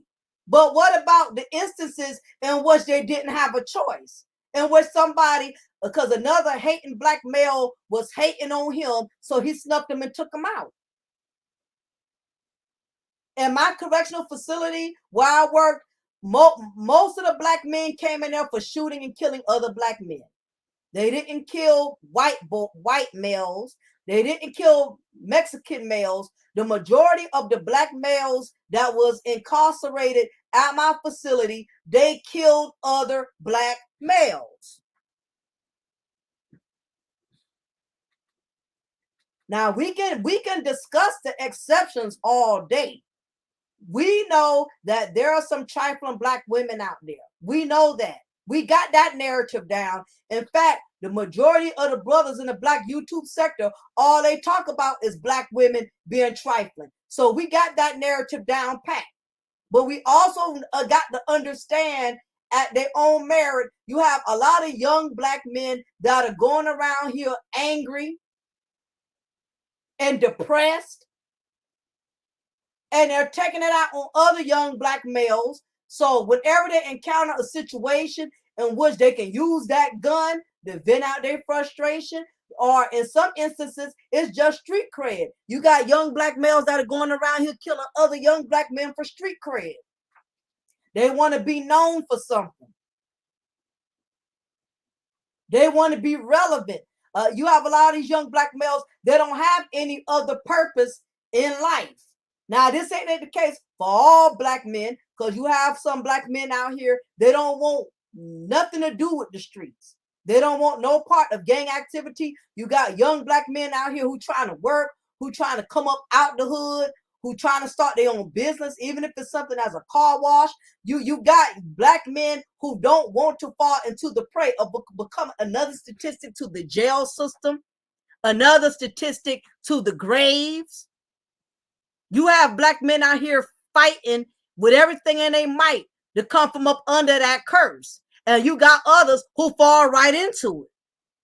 That's what they want. I have seen Black men who walking around in my jail with a badge of honor, proud that they killed another Black man. You know how many young Black males I rolled up for getting out of pocket, getting disrespectful with me as an officer? And you know what they would tell me when I would write them up and tell them, hey, I'm taking away your commissary, or I'm taking away your phone privileges. You're not going to be able to make no calls for a week. You know what these young Black men would tell me? I don't give an F. I'm in here for murder anyway. I don't give an F. Y'all know how many times I heard that? Just like you got Black women walking around here, it's a badge of honor for them to have multiple men, for multiple babies for multiple men. It's a badge of honor for them because it makes them feel relevant, because she can't produce nothing in her life but children.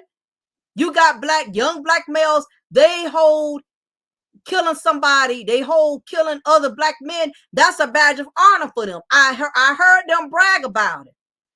I've listened to other Black men brag about how they kill other young Black men. And when they tell the story, it's damn near like they get aroused. They get a hard on telling other Black men how they murdered somebody else's son, how they murdered somebody else's father. You got a lot of these young black men that are just so demonic, and they get so much passion. You have a lot of young black men, they have a lot of passion in destroying other young black males. And most of the time, they're not destroying black males that are a menace to society. Most of the black men that are getting killed are black men that are about something. You know how many thugs enter my facility for killing black men that had their own business, for killing black men who were fathers, who were married men. These thugs don't always kill thugs. They kill the black men that are actually an asset to the society. You know how many black fathers who was taking care of home, who were productive citizens, them the ones they kill. They don't kill the ones that are down on their luck in a burden to society. They don't murder those. They murder the ones that are actually an asset to black women. They murder the ones that are actually an asset to the black community. They murder the ones that are good fathers to their children. They murder the ones that are married and have families. Those are the ones that they murder. They don't murder thugs just like them.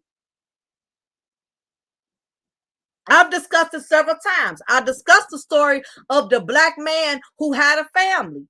He was a UPS driver. He was a good provider, an excellent father. He was married, had all his kids from one woman. Guess who took him out? A thug, another black man who wasn't worth anything, who had no purpose. He killed him. And guess what? That was the same young black man in my unit bragging about how he took this man from his family. So if a lot of you brothers want to get mad at these black women about how they taking advantage of black men and how they taking black men for child support, start getting on some of these black men who have no purpose and no significance, who are taking out other black men who are of high value. High value to me is not a man who wears suits and gator shoes and who's making a certain amount of money. A high value man is a man who provides, takes care of his family. He keeps himself out of trouble.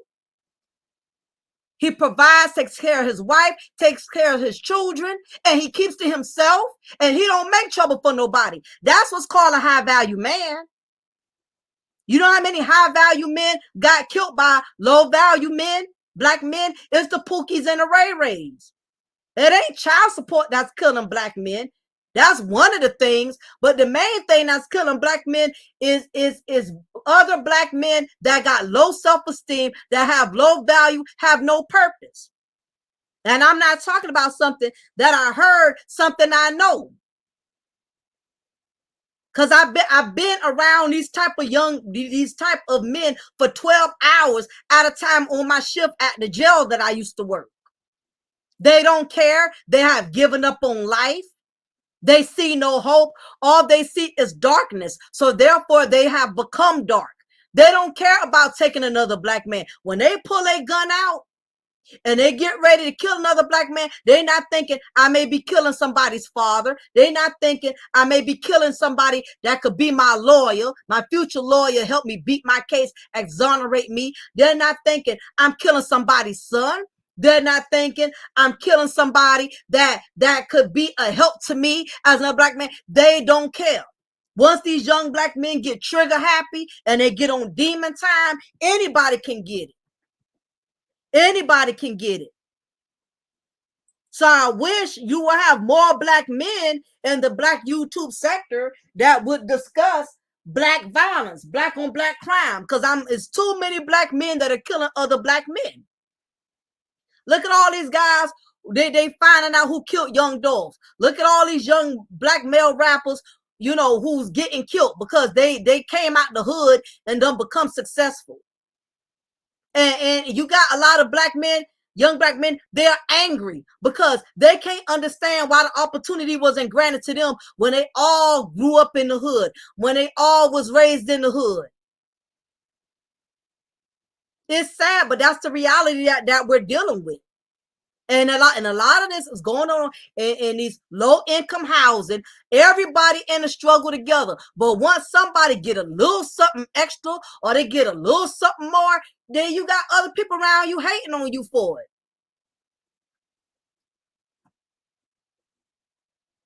And I know young Dolph is not the best example to use because he was a rapper, but regardless of what he was, this was another young black man who took him out. Several other black men. That's who took him out. So why y'all want to ride on sisters all day about how black women are bringing black men down? That black women ain't doing it by themselves. You got other black men that are not only bringing black men down, but they are wiping them off this planet. They snuffing them. They are taking them out. And they have no remorse. They have no conscience. I've seen inmates sleep around me comfortably. They play card games. They're so unbothered that they took somebody's life out there and that another family is still suffering, that another family is still grieving. I'm around the criminals that are killing other black men. I see what they do. They don't care. As far as they're concerned, they feel like they the man.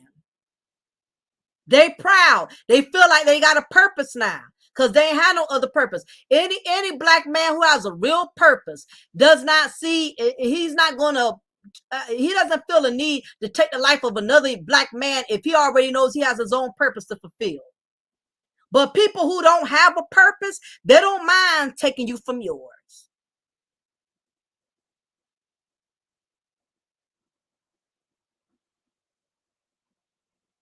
And that is just what we're up against. But anyhow, I know I've been digressing and I've gone several directions, and it's because the black community, we are at the state of an emergency. We really are. And I really feel sorry for those who got young black women and who got young black sons, because times are going to continue to get harder, especially if you have not established something fulfilling for your children. You're going to put your children in a position in which they're going to have to depend on the system as well. And it's unfortunate that if a lot of, we have a lot of black people, we don't try to build a legacy for our children the right way. It's unfortunate that you have a lot of black men and black women. We can produce children all day. We can have children all day, but we really are not positioning our children in which they will not need the streets, in which they will not need Section 8, in which they will not need governmental assistance. We're not really building a foundation for young black women. It's a lot of and young black men. It's a lot of black women out here. Y'all are not educating your daughters. You're not teaching her how to protect herself as a woman.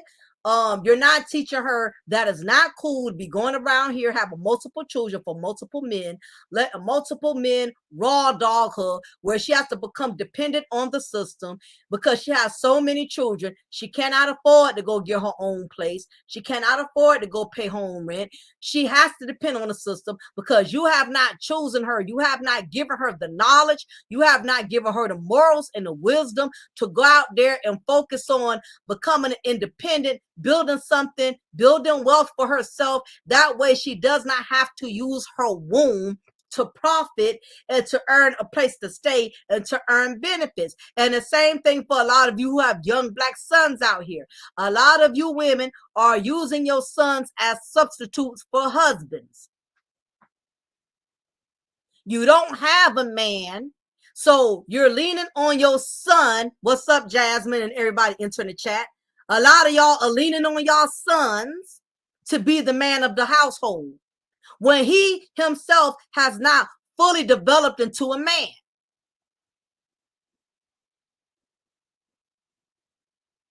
A lot of you are not teaching young men how to be responsible because it's this myth where only black people, we only have to be cautious of our daughters. We only have to be protective of our daughters.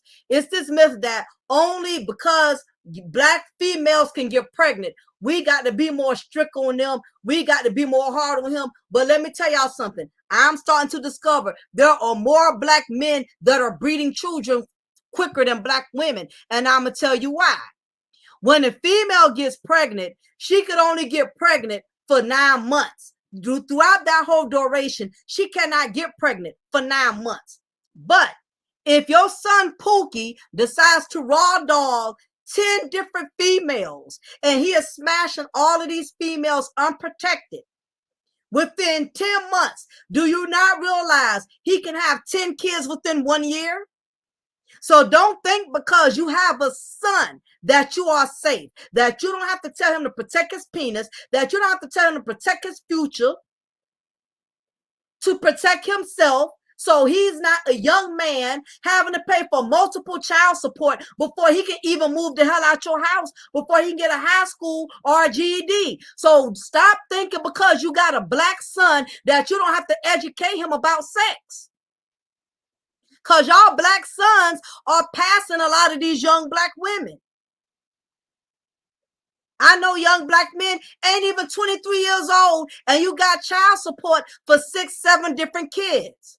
So what is he going to have to offer to a real woman?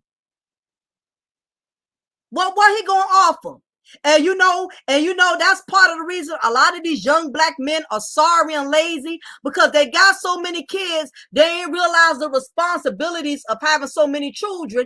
And now they resent being a father because they wasn't prepared for the consequences of having to be responsible for them.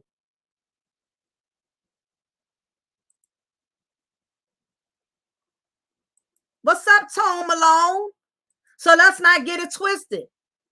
A lot of these young black men are walking away from fatherhood because they were taught how to use their penis, but they wasn't taught how the consequences on behind using their penis recklessly.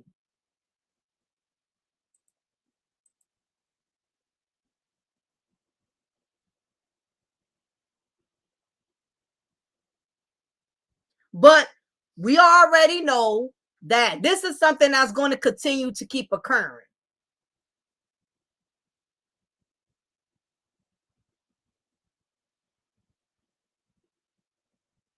And I know at this point, a lot of people feel, what's the point? Of course, you can't change the black community, but what you can do, you can start with your own household. My job, I can't build the black community. The only thing I could do is build myself as a black woman and build my black daughter. I don't have the tools. I don't have the resources. All of that sounds wonderful. Well, what can we do as a community? Well, what can we do? There's nothing you can do but educate your own children. Start from your own household. I can go out here and give 1,000 seminars. I can go from door to door and preach to black women. And I can do all of that. But guess what? Because of their mindset, I cannot program.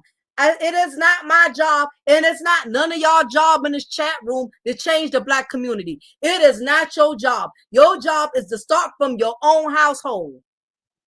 Talk to your black sons about protecting their penis and dealing with their anger issues other than getting behind a trigger. Talk to your young black daughters about striving to have a family versus just having children. Start with that. You have to start from your own household because ignorance is going to always exist. I remember the first time when I had got housing, and because I was struggling, I was going through a temporary hardship, and we had to go through orientation before you actually get Section 8 housing or you move into housing develop. You have to go through what's called orientation. It was like me and like maybe 16 or 18 other black women in there, and I never forget, some of these sisters had an attitude when we were told during orientation what we can and can't do. Now I'm listening to them in their feelings about the housing speaker or the director that was explaining to us what we can and can't do now that we've been approved for housing, breaking down the policies and procedures. And I'm looking at these sisters rolling their eyes, getting frustrated, getting in their feelings. And I'm like, how are you to get upset is because somebody's explaining to you about the rules and the policies for something they're getting ready to give you, which you really didn't work for. The lady was talking to us about how there's educational programs. They have workshop programs. None of these sisters did not want to take an advantage of that, of the opportunities that was presented to them. Only thing they want to know is when I'm going to get my voucher so I can move in my house. They did not care nothing about any of the other programs. They wasn't interested. All they want to know is when they was getting the key to move into their house. And the truth is, a lot of us, a lot of us as Black women, a lot of us have, we have been robbed, from having the best of things just based on how we were raised. A lot of Black women were raised by older dysfunctional Black women. It's a lot of us that were cheated from having the best out of life because we wasn't taught any better. We wasn't taught to want better. We wasn't taught to better ourselves because a lot of us were raised by dysfunctional. A lot of Black women have been raised by dysfunctional Black women. We were raised that some Black women were raised in households where they seen their mothers make a living off of tricking off of men. You seen some Black women be raised in households in which they seen their mother just live off the system, never get a job. They seen their mother get TANF, food stamps, and child support and made a living off of that. So when you're exposed to your mother who lacks the education, who lacks the morals, if you've been exposed and raised under that type of person, most likely you're going to repeat everything that you were exposed to. So it's unfortunate. It's a lot of young Black women now that are being raised by other Black women that are dysfunctional, who lack morals, who lack intelligence. I know one now. She done had 2-3 kids from different men. Guess what her daughter is doing? The same thing. You cannot teach somebody something that you don't have. And a lot of Black women were doomed from the womb based on the type of woman that raised them. A lot of us have been doomed from the womb. If you had a mother that was uneducated, tricking off men, different men in and out the apartment, lying to you, telling you that's your uncle. You seeing these different men, you know something ain't right with these different men coming in and out of her bedroom.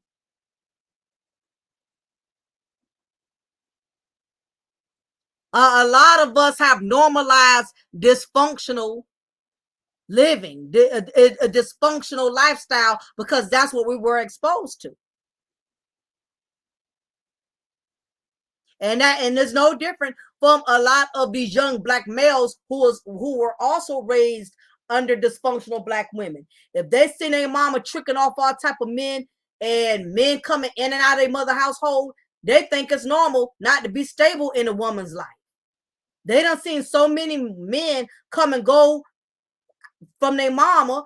They think that's normal. They don't think they have to stick with a woman. They don't think they have to marry a woman or build anything with a woman because of being exposed to that type of environment.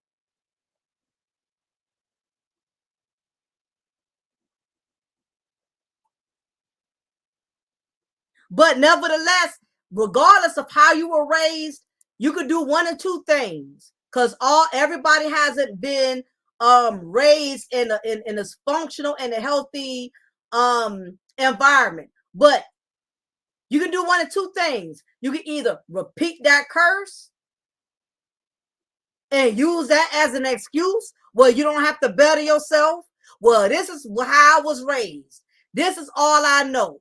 This my childhood. Either you can repeat that struggle or you can rise above it and say, yes, I might have been raised in a household where I didn't have a father, in which my mother was on drugs or whatever the case is, but I don't have to repeat that. Exactly, the child free thinker. You either going to break the curse or you're going to keep the curse going. You have that choice. You don't have to fall victim to your childhood. Just because that's the way it's been in your family for years, you don't have to accept that. No different than I made the choice. I mean, my mom had five of us. We all had different dads. It's three fathers. We have different dads.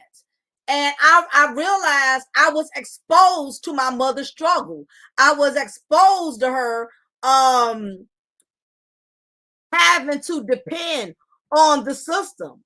I was exposed to her not really getting all the support she needed. And all that did was it made me even more determined to not follow that trend. And I didn't. Matter of fact, none of us did. Me and my siblings, I'm the only one that has one child. My other four siblings, none of them have kids and they don't want any. Now, my mother is in her late 60s, and all of her friends that's in her age, a lot of them got every bit of 15 to 20 grandchildren. My mother only has one grandchild because I'm the only one who had a child, and my daughter is going on 21 this year. So just because you have been exposed to the struggle, you don't have to repeat it unless you want to. Exactly. Jay Shine. I was raised without a father, and I chose to be a good father. Jay Shine has custody of his daughter. He didn't use his baby mama as an excuse not to be a good father. He didn't use not having his father as not being a good father. You can break the trend or you can follow it. Black people, you have that choice. Follow the curse or break that curse. It's as simple as that. A lot of us got sob stories. That's not a reason to be lazy, to be complacent on the system, to be in and out of prison, or to have multiple baby daddies for multiple children for multiple baby daddies. That you don't have to normalize your struggle. If anything, your struggle should be enough to make you not want to repeat it. Now, I don't understand I don't understand some of us as Black women, because my thing is, if you were raised in a household and you saw your single mother struggle raising you and your siblings, you saw how your father wasn't consistent in your life. I'm not understanding why a lot of us as Black women, why are we repeating the same mistakes to be a single mother when you saw how hard it was when watching your mother be a single mother. You lived that struggle. You was raised in that struggle. I don't get it. I don't understand it. But some of us, you just got to be tired of being sick and tired.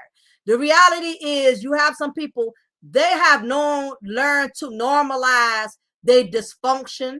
They have learned to nest themselves in their dysfunction. They have learned to just live in it and live with it. And then you have others, such as myself, Jay Shine, and the child free thinker, and I'm sure several of you in the chat room that have decided I'm not about to follow the trend that my mother set for me, that my father set for me. I'm not about to follow that trend, because I saw how it affected me as a child. I saw how it has affected me as a grown woman. I knew what it was like not having my dad there, so I'm not going to deprive my child of that. I knew what it was like having a mother that was on drugs, being with multiple men, where I got confused. I never knew who my daddy was because I had all these multiple men coming in and out my mama's house. I'm not about to start that tradition. I'm not about to relive that tradition for my child. So you have a choice. You either going to break it or you're going to continue it. And it's as simple as that. But anyway, I'll be shutting things down shortly. Make sure y'all give the likes up. The likes is free. Start supporting the struggle streamers. Learn to support those that don't only have a large fan base, but those who actually contribute wisdom, knowledge, and useful information. Start supporting the struggle streamers. We may not always agree, and I understand that everybody has a difference in opinion, and everything I said today, everybody didn't agree with 100% of it. Everybody didn't feel all of my viewpoints, and that's fine. But what we have to start doing is we have to start supporting real Black men and real Black women that are talking about issues that are affecting the Black community. Y'all only want to support those that talk about Black female fuckery. Y'all only want to support those that talk about Black male fuckery. Y'all are not supporting the real Black men and the real Black women that are actually sharing information and addressing topics that are affecting the Black community. Start supporting the struggle streamers. We are the ones that are actually interacting with y'all. We're responding to the emails. We're the ones that are actually putting in work, because we're more concerned about the community than we are the cash apps, than we are the donations. You get some people who come into the Black YouTube sector. They only want to discuss things that are going to bring them views, that are going to bring them super chats. They're not discussing anything that's really going to be helpful and insightful for the Black community. So start supporting your struggle streamers, okay? I'm not telling you to unsubscribe from y'all favorite Black female fuckery pastors or y'all Black male fuckery, first ladies or whatever. Support the fuckery movement. I understand it's entertaining and it's fun, but start looking out for those who are really dispersing real knowledge. Rheology, he has a good channel. Coolgent87 has a good channel. It's a lot of small platform content creators that be kicking some real knowledge, but they don't get the shine and they don't get the attention they deserve because they don't have over 6,000, 8,000 views. You get what I'm saying? So make sure y'all support the sisters and the brothers that are in the game, that are actually doing something edifying, to give the Black community something to think about. Also, anybody who is on Section A, okay, because that was the main topic at hand. I would advise you at this point in time, even though this has only occurred in Cobb County, start looking into any of the policies and any of the changes within your local county, because this very well could happen for you. I'm noticing it's not happening a lot in my county, but they're starting to tighten up. They're demolishing, tearing down some of the low income housing projects. Make sure you have a plan B in the event that the Section A decides to come out with new policies and procedures, or it becomes a trend, because usually when one county starts doing it, other counties start following behind. So even though it is not directly occurring in your county, don't take it for granted and figure that, oh, well, that's just Cobb County. I'm good. I'm still getting my house and I didn't get a letter yet. You never know. Even if it's not this year, it could be next year. It could be 3 years from now. Any child support, any money you getting, start stacking your bread. Start putting some of that money up. Put that money aside, because you never know when your turn is going to come. You never know when you're going to get that letter in the mailbox. Well, they decide to say, hey, we're not accepting anyone else here with Section A vouchers. You can stay, but either you're going to pay the rent raw, you have to pay regular rent, you have to pay that $1,200, $1,500, because rent, I think rent is what, about $1,000 now? Rent is high as hell. And not to mention, we already dealing with these gas prices. I don't know how much gas is for y'all, but here yesterday when I went to get some gas is every bit of like 4.33 per gallon. So it's getting critical out here, y'all. I'm telling you, you got to have a plan because a lot of things are going left. I don't trust the government. I don't trust the way they do things. It's just real iffy right about now. They got to pay price market for rent now.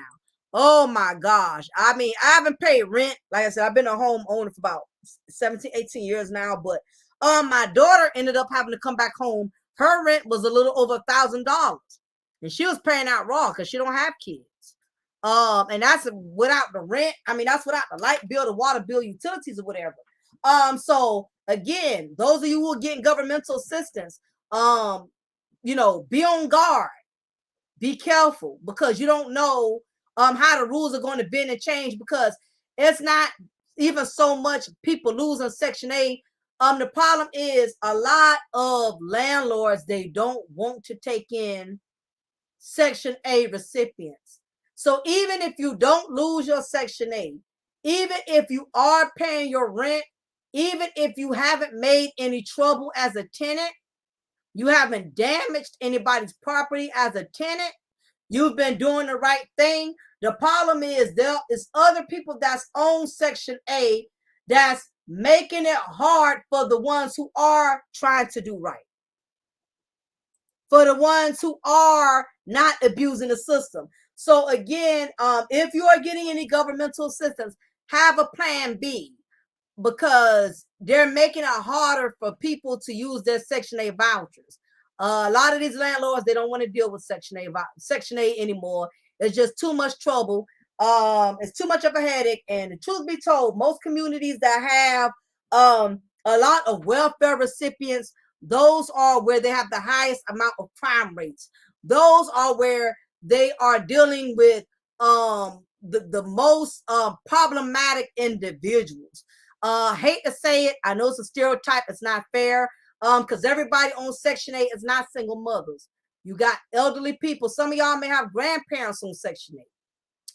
Some of y'all may have disabled parents on Section 8. Definitely look out for the elderly. Look out for your disabled family members who are getting Section 8, because they're going to make it hard for them as well, even though they're not the ones that's causing the most amount of damage that's going on. What's up, Kai Mobley? So just keep that in mind. So anyway, everybody, I'm gonna get ready to shut it down. For those of you who are interested in cable, I do sell cable. I have my own cable app. You have to have a Fire Stick, or either I can get a Fire Stick for you. My cable app has over 9,000 live stream channels. I have HBO, I have Stars, I have VH1, I have all the sports packages, ESPN, Red Zone. I have all the live pay-per-view events, football, basketball, everything you can think of. I even have channels in other foreign countries, Argentina, Italy, Belgium. I also have international channels as well. So if you are paying your current cable provider, if your cable bill is over $100, if you're paying $50 a month, you're paying $60 a month. If you are paying Comcast, Spectrum, or what's the other one? Satellite Dish, Dish Network. If your cable bill is over $100 a month, with these gas prices, that's where most of your money need to be going. Your money needs to go towards gas, not cable. So if you are a cable watcher and your current cable bill is over $100, reach out to me, hit my email, get you a Fire Stick, or I can order you a Fire Stick and I can load the cable on for you. Either way you want to do it, that's fine. I will only be charging you $20 a month for over 9,000 channel cables. Can't get no easier than that. So if you're interested, you got kids who watch TV, because Netflix is going up. Netflix is like what 19, almost $20 a month, and then most of them, Netflix is showing the same stuff over and over. It's taking them a while to add more movies, to add more shows. But with my app, you get live stream cable. And so you're not going to see the same thing all the time. You get Stars, you get HBO, you get Cinemax, you get everything. And you're only paying $20 a month. And that's the set price. So my cable price will never go up. If that's something you're consider, if you're interested in doing, you don't have to worry about that. Also, ladies, I also sell my hair oil with 18 herbs, only $8 a bottle. So if you are experiencing alopecia, hair breakage, hair loss, dryness, scalp irritation, email me as well, and I'll be glad to send you a bottle of my rejuvenate hair oil. I also sell beard oil for men. It's really good as far as keeping your beard moisturized, and it prevents dryness and also razor bumps before you actually get shaved or after you get shaved. So it is also good for that as well. So anyway, y'all, support the movement. I appreciate everybody for coming in the chat room. I appreciate all the cash apps. I appreciate all the positive energy. Yes, my hair oil is also for men. If you have a male companion, he is dealing with hair loss, he is dealing with hair dryness, absolutely, it is for both men and women, and it is strong enough for babies. If you have a newborn that's experiencing cradle cap, and you know, dryness, you know, because you know how babies have a very dry scalp, it's also safe enough for them. I don't put any chemicals in my hair oil. There's no alcohol. There's nothing that's going to dry out the scalp. I actually hand make my oil. I give it every bit of 2 to 3 weeks to ferment. So for those of you who are interested in my hair oil, yes, it is safe for men and women. It is for people who are experiencing hair loss. I have 18 herbs in my hair oil. Unlike a lot of these hair oil companies, they don't use the same amount of oils that I use. They may use like two, 3 different type of herbs, but I use 18 herbs in every bottle. So you're interested to look out and order that if you are interested. So anyway, I appreciate everybody for hanging out in the chat room. It is your diva in knowledge, Lady Mocha. Remember, I'm going to always pour you a cup of truth and bring you off a slice of knowledge. Ladies, if you have not subscribed, subscribe to my women's only channel, Mocha's Ladies Lounge. Subscribe to that as well. That's my channel for women only. I haven't uploaded over there in a while, but I will be uploading some material. So ladies, make sure y'all subscribe to Mocha's Ladies Lounge, my women's only content channel. Y'all be safe and have a good one. Be blessed.